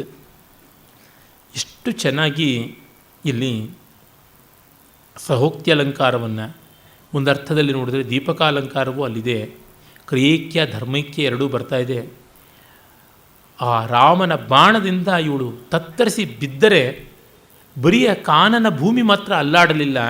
ಇಲ್ಲಿವರೆಗೂ 3 ಲೋಕದಲ್ಲಿ ತನಗೆ ಎಲ್ಲಿಯೂ ಕೂಡ ಭಯವಿಲ್ಲ ಅಂತ ಅಲ್ಲಾಡದೆ ಕೂತಿದ್ದ ಲಂಕಾ ರಾಜ್ಯ ಲಕ್ಷ್ಮಿ, ಅಸುರ ಸಂಪತ್ ಲಕ್ಷ್ಮಿ ಯಾವಳಿದ್ದಾಳೆ ಅಸುರ ಲಕ್ಷ್ಮಿ, ಅವಳನ್ನು ಅಲ್ಲಾಡಿಸ್ಬಿಟ್ಲು ಇವಳು ಅಂತ.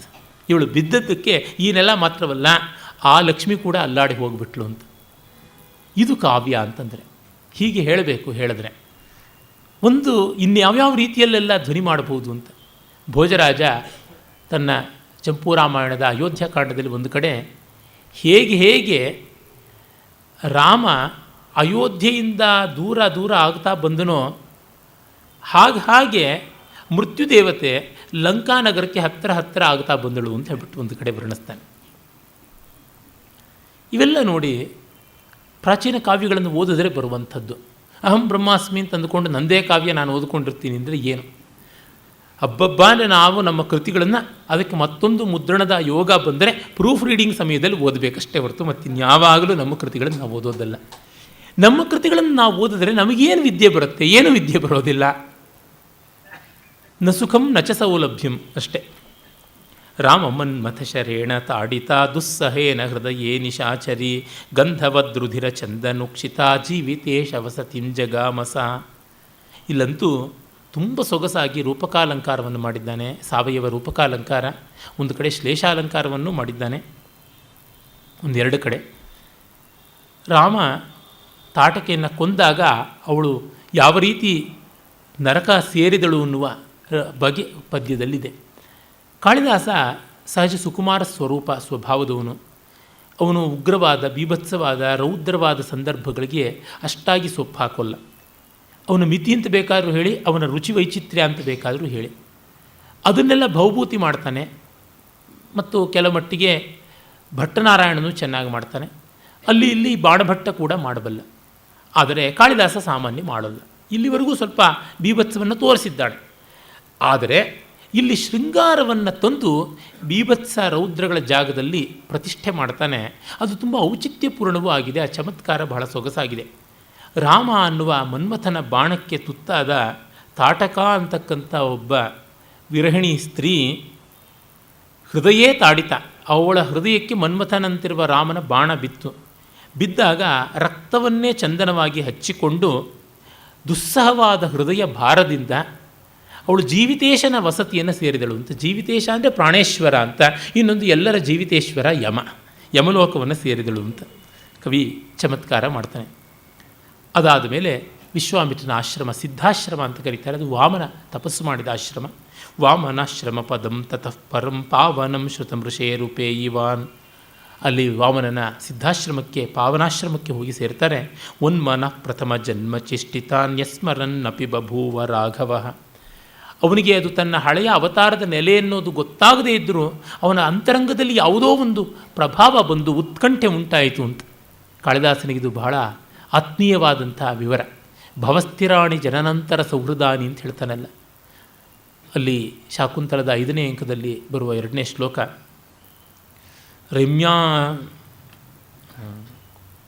ರಮ್ಯಾಣಿ ವೀಕ್ಷ್ಯ ಮಧುರಾಂಶ್ಚ ನಿಶಮ್ಯ ಶಬ್ದಾನ್ ಪರ್ಯುತ್ಸುಕೀ ಭವತಿ ಯತ್ಸುಖಿತೋಪಿ ಜಂತು ತಚ್ಚೇತಸಾ ಸ್ಮರತಿ ನೂನಮಬೋಧಪೂರ್ವಂ ಭಾವಸ್ಥಿರಾಣಿ ಜನನಂತರ ಸೌಹೃದಾನಿ ಅಂತ.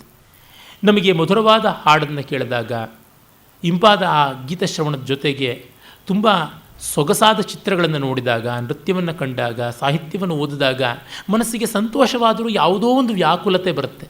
ಅದೊಂದು ಮೆಲಂಕಲಿ, ಡಿವೈನ್ ಡಿಜೆಕ್ಷನ್, ದಿವ್ಯ ನಿರ್ವೇದ ಬರ್ತದೆ. ಆ ನಿರ್ವೇದ, ಆ ಖೇದ, ಅದು ಯಾವ ಜನ್ಮಾಂತರದ ಸ್ಮರಣೆಯೋ ಏನು ಅಂತ ಹೇಳ್ಬಿಟ್ಟು. ಏಕೆಂದರೆ ನಮ್ಮ ಎಲ್ಲರ ಅವಸ್ಥೆಯೂ ಯಾವುದೋ ಒಮ್ಮೆ ನಮಗಿದ್ದ ಪರಿಪೂರ್ಣತೆ, ಎಲ್ಲವೂ ಬ್ರಹ್ಮಮಯವಾಗಿದ್ದುದು, ಬ್ರಹ್ಮವೇ ಆದದ್ದು. ಈಗ ಈ ರೀತಿ ಆಗಿಬಿಟ್ಟಿದ್ದೀವಿ. ಅಲ್ಲಿದೆ ನಮ್ಮ ಮನೆ, ಇಲ್ಲಿ ಬಂದ್ವಿ ಸುಮ್ಮನೆ, ಅದು ಬಂದಿದ್ದು ಕಷ್ಟ ಆಯಿತು. ಹೀಗಾಗಿ ಆ ಪರಿಪೂರ್ಣತೆ ಹೊರಟೋಯ್ತಲ್ಲ ಅನ್ನುವಂಥ ದುಃಖ. ತುಂಬ ದೊಡ್ಡ ವಿದ್ವಾಂಸರಾಗಿದ್ದ ನಮ್ಮ ಶಿವರಾಮ ಶಾಸ್ತ್ರಿಗಳು, ಅವರು ಮೈಸೂರಿನ ವಿಶ್ವವಿದ್ಯಾಲಯದ ಸಂಸ್ಕೃತ ಪ್ರೊಫೆಸರ್ ಆಗಿದ್ದರು.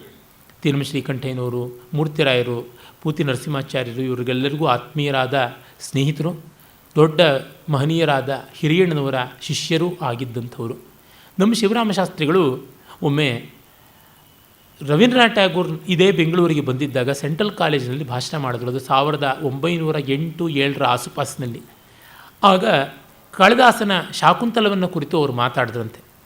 ಆಗ ಅವರು ಟ್ಯಾಗೂರರಿಗೆ ಈ ಶ್ಲೋಕವನ್ನು ಕುರಿತು ಒಂದೆರಡು ಮಾತನ್ನು ಹೇಳಿ ಅಂತ ಕೇಳಿದ್ರಂತೆ. 1 ಗಂಟೆ ಭಾಷಣ ಮಾಡಿದ್ದು ರವೀಂದ್ರನಾಥ್ ಠಾಕೂರರು, ಇದೊಂದು ಶ್ಲೋಕದ ಮೇಲೆ 1 ಗಂಟೆ ಮಾತಾಡಿದ್ರಂತೆ. ರಮ್ಯಾಣಿ ವೀಕ್ಷ್ಯ, ಯಾತಕ್ಕಾಗಿ ಸಂತೋಷಕಾರಿಯಾದ ಕಲಾನುಭವ ಪಡೆದರೂ ದುಃಖ ಬರುತ್ತದೆ ಅಂತ. ಅದು ಒಂದು ರೀತಿ ಹಾಗೆ. ನೆನ್ನೆ ಅಂದರೆ ನೆನ್ನೆಯೇ ನಾನು ಮಂತ್ರವನ್ನು 4ನೇ ಬಾರಿನೋ 5ನೇ ಬಾರಿನೋ ಓದಿ ಮುಗಿಸಿದೆ ಭೈರಪ್ಪನವ್ರದ್ದು. ಕೊನೆಯ ಪುಟವನ್ನು ಓದ್ತಾ ಅಳ್ತಾ ಹಾಗೆ ಒಂದು ಕ್ಷಣಕಾಲ ಸ್ತಬ್ಧತೆ ಇತ್ತು. ಭೈರಪ್ಪನವರು ಫೋನ್ ಬಂತು, ನೀವೇ ಅಳಿಸ್ತಾ ಇದ್ರಿ ನನ್ನನ್ನು ಅಂತಂದೆ. ಏನು ಅಂತ ಸಂದರ್ಭ ವಿಚಾರಿಸಿದ್ರು. ಆಗ ಹೇಳಿದೆ, ಅಂದರೆ ಕಲಾನುಭವದಿಂದ ಆಗುವುದು ಚಪ್ಪಾಳೆ ತಟ್ಟುವಂಥ ಸಂತೋಷ ಅಲ್ಲ. ಹಾಗೆ ಚಪ್ಪಾಳೆ ತಟ್ಟುವಂಥ ಸಂತೋಷ ಆಗಿದ್ದಾಗ ಅದು ಮಹಾಕಲೆ ಅಂತ ಅನಿಸ್ಕೊಳ್ಳೋದಿಲ್ಲ.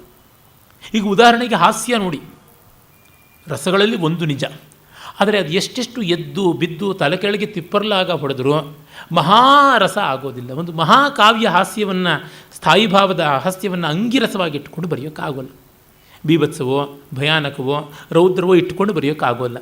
ಯಾಕೆಂದರೆ ಪುರುಷಾರ್ಥ ಪ್ರತಿಪಾದಕತೆ ಆ ರಸಗಳಿಗಿಲ್ಲ, ಶೃಂಗಾರ ವೀರಗಳಿಗೆ ಉಂಟು ಅಂತ ಅಭಿನವ ಗುಪ್ತಾದಿಗಳು ಹೇಳ್ತಾರೆ. ಅಂದರೆ ಬದುಕಿನಲ್ಲಿ ಒಂದು ಗಾಂಭೀರ್ಯಕ್ಕೆ ಕಡೆಗೆ ಬರುವಂಥದ್ದು ಸ್ಥಾಯಿಭಾವ, ಇನ್ಯಾವುದೂ ಅಲ್ಲ. ಹಾಗೆ ನೋಡಿದಾಗ ನಮಗೆ ಬದುಕಿನ ಬಗ್ಗೆ ಒಂದು ರಿಫ್ಲೆಕ್ಷನ್ ಅಂತೀವಲ್ಲ, ಅಂತಃಪರಿಶೀಲನಕಾರಿಯಾದ ಅಂತರ್ಮುಖಿಯಾದ ಭಾವ ಬರ್ತದೆ. ಆ ಭಾವ ಯಾವತ್ತೂ ಉಲ್ಲಾಸಕಾರಿಯಾದದ್ದಲ್ಲ. ಒಂದು ಶಮಭಾವವನ್ನು, ಧ್ಯಾನ ಸ್ಥಿಮಿತತೆಯನ್ನು ತರುವಂಥದ್ದು, ಇಲ್ಲ ನಮ್ಮ ಬಗ್ಗೆ ನಮಗೆ ಅಯ್ಯೋ ಏನೇನೆಲ್ಲ ಆಗಿಬಿಡುತ್ತಲ್ವಾ ಅಂತ ಅನಿಸುವಂಥದ್ದು. ನಿನ್ನೆ ಭೈರಪ್ಪನವ್ರ ಮಾತನ್ನೇ ಅನುವಾದ ಮಾಡೋದಾದರೆ ನೋಡಿ, ಋಷಿಗೆ ಮಾತ್ರ ಏನಾದರೂ ದೊಡ್ಡ ಸತ್ಯ ಹೇಳೋದಕ್ಕೆ ಸಾಧ್ಯ, ಕವಿಗಳಿಗೆಲ್ಲ ಎಲ್ಲಿ ಮಹಾ ಹೇಳೋದಕ್ಕಾಗುತ್ತೆ. ಸತ್ಯಕ್ಕಿರುವ ಅಡ್ಡಿಗಳನ್ನು ತೆಗೆದುಹಾಕೋದಕ್ಕೆ ಸಾಧ್ಯ ಅಷ್ಟೇ. ಸತ್ಯದರ್ಶನಕ್ಕಿರುವ ಅಡ್ಡಿ ತೆಗೆದುಹಾಕ್ಬೋದು, ಹೊಸ ಸತ್ಯವನ್ನು ಏನೂ ಕಾಣಿಸೋಕ್ಕಾಗೋದಿಲ್ಲ, ಅದು ಋಷಿಗೆ ಮಾತ್ರ ಆಗ್ಬೋದು ಅಂತಂದರು. ಅಷ್ಟು ಮಾತ್ರ ಮಾಡಿಕೊಡ್ತಾನಲ್ಲ ಕವಿ, ತುಂಬ ದೊಡ್ಡದು. ಬದುಕಿನಲ್ಲಿ ಎಷ್ಟೆಷ್ಟು ಸಂಕೀರ್ಣತೆ ಇದೆ, ಅದರ ಮೂಲೆಗಳಲ್ಲೂ ತೆರೆದು ಪದರವಾಗಿ ಮುಂದೆ ಇಟ್ಬಿಡ್ತಾನೆ. ಇದು ಕವಿ ಮಾಡಿಕೊಡುವಂಥದ್ದು. ರಾಮನಿಗೆ ಆದ ಭಾವ ಯಾವುದೋ ಜನ್ಮಾಂತರದ ಸಂವೇದನೆ, ಏನೋ ನಡೆದದ್ದು, ಏನೋ ಆದದ್ದು ಅಂತ. ಚೌಟುದ್ದದ ಬಾಲಕ ಅಂತರಿಕ್ಷವನ್ನು ಮೀರಿ ಬೆಳೆಯುವಂತೆ ಆದ ಎಂಥ ಪವಾಡ ಅದು. ಆಸಸಾದ ಮುನಿರಾತ್ಮನಸ್ತತ ಶಿಷ್ಯವರ್ಗ ಪರಿಕಲ್ಪಿತಾರ್ಹಣಂ ಬದ್ಧ ಪಲ್ಲವ ಪುಟಂಜಲಿ ಧ್ರುಮಂ ದರ್ಶನೋನ್ಮುಖ ಮೃಗಂ ತಪೋವನಂ. ಕುಸರಿ ಕೆಲಸ ಅಂದರೆ ಕಾಳಿದಾಸ. ಮಿಕ್ಕವರು ಕುಸರಿ ಕೆಲಸ ಮಾಡೋದಕ್ಕೆ ಭೂಮಿ ಆಕಾಶಗಳನ್ನೆಲ್ಲ ಆಯ್ಕೆ ಮಾಡಿಕೊಂಡ್ರೆ, ಕಾಳಿದಾಸ ಒಂದು ಗುಲಗಂಜಿಯಲ್ಲಿ ಮಾಡ್ತಾನೆ, ಒಂದು ಎಳ್ಳಿನ ತುದಿಯಲ್ಲಿ ಮಾಡ್ತಾನೆ. ಒಂದು ಶ್ಲೋಕದಲ್ಲಿ ಒಂದು ಆಶ್ರಮದ ಸೆರೆ ಹಿಡಿಯುವ ಚಿತ್ರವನ್ನು ಕೊಡ್ತಾನೆ. ಇಂಥ ಆಶ್ರಮ ಅದು. ಶಿಷ್ಯವರ್ಗ ಎಲ್ಲ ರಾಮ ಲಕ್ಷ್ಮಣರನ್ನು ಸ್ವಾಗತ ಮಾಡುತ್ತದೆ. ಬದ್ಧ ಪಲ್ಲವ ಪುಟಾಂಜಲಿ ಧ್ರುಮಂ. ಅಲ್ಲಿ ಜನರು ಮಾತ್ರವಲ್ಲ, ಮರಗಳು, ಗಿಡಗಳು, ಬಳ್ಳಿಗಳು ತಮ್ಮ ಎಲೆಗಳನ್ನು ಜೋಡಿಸುವ ಮೂಲಕವಾಗಿ ನಮಸ್ಕಾರ ಮಾಡಿದಂತೆ ಆಯಿತು. ಬದ್ಧ ಪಲ್ಲವ ಪುಟಾಂಜಲಿ ಧ್ರುಮಂ. ಮತ್ತು ನೋಡಿ, ಅವರು ಬರೋಷ್ಟೊತ್ತಿಗೆ ಸಂಜೆ ಆಗಿರುತ್ತೆ. ನೀವು ಮರಗಳನ್ನು ಗಮನಿಸಿ, ಸಂಜೆ ಹೊತ್ತಿಗೆ ಎಲೆಯನ್ನು ಹತ್ತಿರ ಮಾಡ್ಕೊಂಡು ಮಡಚಿಕೊಳ್ಳುತ್ತೆ. ಆ ಪರಿಶೀಲನೆ ಕೂಡ ಅಲ್ಲಿ ಉಂಟು. ಮತ್ತು ದರ್ಶನೋನ್ಮುಖ ಮೃಗಂ ತಪೋವನಂ. ಯಾರು ಬಂದಿದ್ದು ಅಂತ ಉನ್ಮುಖವಾಗಿ ಕೊರಳೆತ್ತಿ ನೋಡುವ, ಬಿಟ್ಟಗಣ್ಣುಗಳಿಂದ ನೋಡುವ ಜಿಂಕೆಗಳಿಂದ ಕೂಡಿದ ಆಶ್ರಮ ಅಂತ. ಕುವೆಂಪು ಅವರ ರಾಮಾಯಣ ದರ್ಶನದಲ್ಲಿ ಒಂದು ಕಡೆ ಭರದ್ವಾಜಾಶ್ರಮಕ್ಕೆ ರಾಮ ಲಕ್ಷ್ಮಣರು ಸೀತಾದೇವಿಯ ಜೊತೆಗೆ ಬಂದಾಗ ಒಂದು ಇಡೀ ಆಶ್ರಮ ಸನ್ನಿವೇಶ ಹೇಗೆ ಬದಲಾಯಿತು ಅಂತ 10-16 ಪದ್ಯ ಪಂಕ್ತಿಗಳಲ್ಲಿ ಚಿತ್ರಿಸ್ತಾರೆ. ಹಾಲು ಕುಡಿತಾ ಇದ್ದ ಜಿಂಕೆ ಹಾಗೆ ತಿರುಗಿಬಿಡ್ತು, ಅದೇ ಕಡೆಗೆ ನೋಡೋದಕ್ಕೆ ಶುರು ಮಾಡ್ತು ಅಂತ ಅನ್ನೋದರಿಂದ ತೆಗೆದುಕೊಳ್ತಾರೆ. ಆ ಥರದ್ದೆಲ್ಲಕ್ಕೂ ಈ ಜಾಗದಲ್ಲಿ ಸ್ಫೂರ್ತಿ ಕಾಣಿಸುತ್ತೆ. ಆಶ್ರಮದ ಜನ ಮಾತ್ರ ಅಲ್ಲ ರಾಮ ಬಂದಾಗ ನೋಡಿದ್ದು, ಹೊಸಬರು ಬಂದರೆ ಭಯಭ್ರಾಂತವಾಗಿ ಓಡಿ ಹೋಗುವ ಜಿಂಕೆಗಳು ಕೂಡ ಚಕಿತ ನೇತ್ರಗಳಿಂದ ರಾಮ ಲಕ್ಷ್ಮಣರನ್ನು ನೋಡೋಕ್ಕೆ ಆರಂಭ ಮಾಡಿದ್ವು. ಅಂದರೆ ಅತಿಥಿಗಳ ಆ ಸೂಜಿಗಲ್ಲಿನಂಥ ಸೆಳೆತ ಹೇಗಿತ್ತು ಅಂತ ಗೊತ್ತಾಗುತ್ತದೆ. ಜಿಂಕೆ ತುಂಬ ಸೂಕ್ಷ್ಮವಾದ ಪ್ರಾಣಿ. ಎಮ್ಮೆ ನೋಡ್ತು ಅಂತಂದರೆ ಅದೇನು ವಿಶೇಷ ಅಲ್ಲ, ಜಿಂಕೆ ನೋಡ್ತು ಅಂತಂದರೆ ತುಂಬ ವಿಶೇಷ. ಇದು ಕಾಳಿದಾಸನ ಸೂಕ್ಷ್ಮಜ್ಞತೆ. ಅಂದರೆ ಇವರ ಮಹನೀಯತೆಯನ್ನು, ಇವರ ಆಕರ್ಷಣೆಯನ್ನು ಯಾವ ವ್ಯಂಗ್ಯ ಮಾರ್ಗದಿಂದ ತಿಳಿಸ್ತಾ ಇದ್ದಾನೆ. ಇಲ್ಲಿರುವಂಥದ್ದು ಉತ್ಪ್ರೇಕ್ಷಿತವಾದದ್ದು, ಸ್ವಭಾವೋಕ್ತಿಮಯವಾದದ್ದು ಎರಡೂ ಆದ ರಚನಾ ಕ್ರಮ ತುಂಬ ಸುಂದರವಾದಂಥದ್ದು. ಮೊದಲನೇ ಸರ್ಗದ ಕಡೆಯಲ್ಲಿ ಬರುವ ವಸಿಷ್ಠಾಶ್ರಮದ ವರ್ಣನೆ ಎಷ್ಟು ಚೆನ್ನಾಗಿದೆ. ಆ ರೀತಿಯಾದದ್ದು. ತತ್ರ ದೀಕ್ಷಿತಂ ಋಷಿಂ ರಕ್ಷತುರ್ವಿಘ್ನತೋ ದಶರಥಾತ್ಮಜೌ ಶರೈಃ ಲೋಕಮಂಧ ತಮಸಾತ್ಕ್ರಮೋದಿತೌ ರಶ್ಮಿಭಿಶ್ಶಶಿ ದಿವಾಕರಾವಿವ. ಯಜ್ಞದೀಕ್ಷಿತನಾದ ಮಹರ್ಷಿ ಯಜ್ಞಶಾಲೆಯಲ್ಲಿ ಮೊದಲಿಗೆ ಯಾಗದೀಕ್ಷೆ ಉಂಟು. ಯಾಗದೀಕ್ಷೆಗೆ ಪೂರ್ವದಲ್ಲಿಯೇ ಯಾಗಶಾಲಾ ಪ್ರವೇಶ ಮಾಡಬೇಕು. ಯಾಗಶಾಲಾ ಪ್ರವೇಶವನ್ನು ಅಗ್ನಿಗಳ ಜೊತೆಯಲ್ಲಿ ಮಾಡಬೇಕು. 3 ಕುಂಡಗಳಲ್ಲಿ ಅಗ್ನಿಯನ್ನು ಇಟ್ಟುಕೊಂಡು ಹೋಗಬೇಕು. ಅಥವಾ ಅರಣಿ ಯಾವುದಿರುತ್ತೆ, ಅರಣಿಯಲ್ಲಿ ಆರೋಪಿತವಾದ ಅಗ್ನಿ ಇರುವುದರಿಂದ ಅದನ್ನು ತೆಗೆದುಕೊಂಡು ಹೋಗಬೇಕು. ಅವನು ನಿತ್ಯದ ಅಗ್ನಿಗಳು ಯಾವುದುಂಟೋ ಅದನ್ನಂತೂ ತೆಗೆದುಕೊಂಡು ಹೋಗ್ತಾನೆ. ಅದಲ್ಲದೆ ಯಜ್ಞದ ಆ ವಿಶಿಷ್ಟವಾದ ಯಜ್ಞಕ್ಕೋಸ್ಕರವಾಗಿ ಮತ್ತೊಮ್ಮೆ ಅಗ್ನಿಯನ್ನು ಮಥನ ಮಾಡಿಕೊಳ್ಬೇಕಾಗುತ್ತದೆ. ಮತ್ತು 16 ಜನ ಮಿನಿಮಮ್ ಋತ್ವಿಜರು ಇದ್ದೇ ಇರ್ತಾರೆ ಒಂದು ಸೋಮಯಾಗ ಅಂತಂದರೆ. ಅದಲ್ಲದೆ ಉಪದ್ರಷ್ಟ, ಸದಸ್ಯ ಮೊದಲಾದಂಥವರು ಇನ್ನು ಬೇರೆ ಋತ್ವಿಗಣ ಇದ್ದೇ ಇರ್ತದೆ. ಅವರನ್ನೆಲ್ಲ ಸೇರಿಸಿಕೊಂಡು ಪರಿಕ್ರಮ ಪ್ರದಕ್ಷಿಣಾಕಾರವಾಗಿ ಮಾಡಿಕೊಂಡು ಹೋಗಬೇಕು. ಪ್ರಾಗ್ವಂಶ ಅಥವಾ ಪ್ರಾಚೀನ ವಂಶ ಅಂತ ಕರೀತಾರೆ ಯಜ್ಞಶಾಲೆ. ಅಲ್ಲಿ ಹೋಗಿ ಅವರು ಕೂತ್ಕೊಳ್ತಾರೆ. ಯಜಮಾನ ಆದವನು ಆಹವನೀದ ಹತ್ತಿರ ಕುಳಿತುಕೊತಾನೆ. ಗಾರ್ಹಪತ್ಯ ದಕ್ಷಿಣಾಗ್ನಿಯ ಮಧ್ಯದಲ್ಲಿ ಬ್ರಹ್ಮ ಮತ್ತು ಪತ್ನಿ ಶಾಲಾ ಅಂತ ಬೇರೆ ಇರುತ್ತೆ, ಅಲ್ಲಿ ಕೂತ್ಕೋತಾಳೆ. ಮತ್ತು ಬೇರೆ ಬೇರೆ ಧಿಷ್ಣ್ಯ ಅಂತ ಬಿಡಿಬಿಡಿಯಾದ ಅಗ್ನಿಗಳಿರ್ತವೆ. ಅಲ್ಲಿ ಬೇರೆ ಬೇರೆ ಮೈತ್ರಾವರಣ ಇರ್ಬೋದು, ಅಥವಾ ಪೋತ ಇರ್ಬೋದು, ನೇಷ್ಟ ಇರ್ಬೋದು, ಉನ್ನೇತ ಇರ್ಬೋದು, ಅವರುಗಳು ಕೂತ್ಕೋತಾರೆ. ಅಗ್ನಿಧ್ರಿಯ ಅಂತ ಒಂದು ಆ ಧಿಷ್ಣ್ಯದಲ್ಲಿ ಅಗ್ನಿಧ್ರ ಅಂತ ಒಬ್ಬ ಅವನಿರ್ತಾನೆ. ಮತ್ತು ವಿಶಸನ ಸದನ ಅಂತ ಯಾವುದು ಆ ಒಂದು ಪಶುವನ್ನು ಮಾರಣ ಮಾಡಬೇಕು ಆ ಜಾಗದಲ್ಲಿ ಶಾಮಿತ್ರ ಅಂತ ಅವನು ಆ ಋತ್ವಿಕ್ಕಿರ್ತಾನೆ. ಋತ್ವಿಜ ಅಲ್ಲ, ಅವನು ಸದಸ್ಯ ವರ್ಗದಲ್ಲಿ ಒಬ್ಬ. ಹೀಗೆಲ್ಲ ವಿಭಾಗಗಳಿರುತ್ತೆ. ಅವರೆಲ್ಲ ಹೋಗಿ ಅವರವರ ಪೊಸಿಷನ್ಸನ್ನು ಆಕ್ಯುಪೈ ಮಾಡ್ಕೊಂಡು ಕೂತ್ಕೊಳ್ತಾರೆ. ಅದೆಲ್ಲ ಒಂದು ಬಹಳ ಸೊಫಿಸ್ಟಿಕೇಟೆಡ್ ರಿಚುವಲ್. ಅದನ್ನು ಮಾಡಿದ ಮೇಲೆ ಇವರಿಬ್ಬರು ಇಡೀ ಆ ಪ್ರಾಗ್ವಂಶ ಪರಿಸರವನ್ನು ಕಾಪಾಡೋದಕ್ಕೆ ಧನುರ್ಧಾರಿಗಳಾಗಿ ಓಡಾಡ್ತಾ ಇರ್ತಾರೆ. ಹೂಡಿದ ಬಾಣವನ್ನು ಇಟ್ಟುಕೊಂಡು ಓಡಾಡ್ತಾ ಇರ್ತಾರೆ.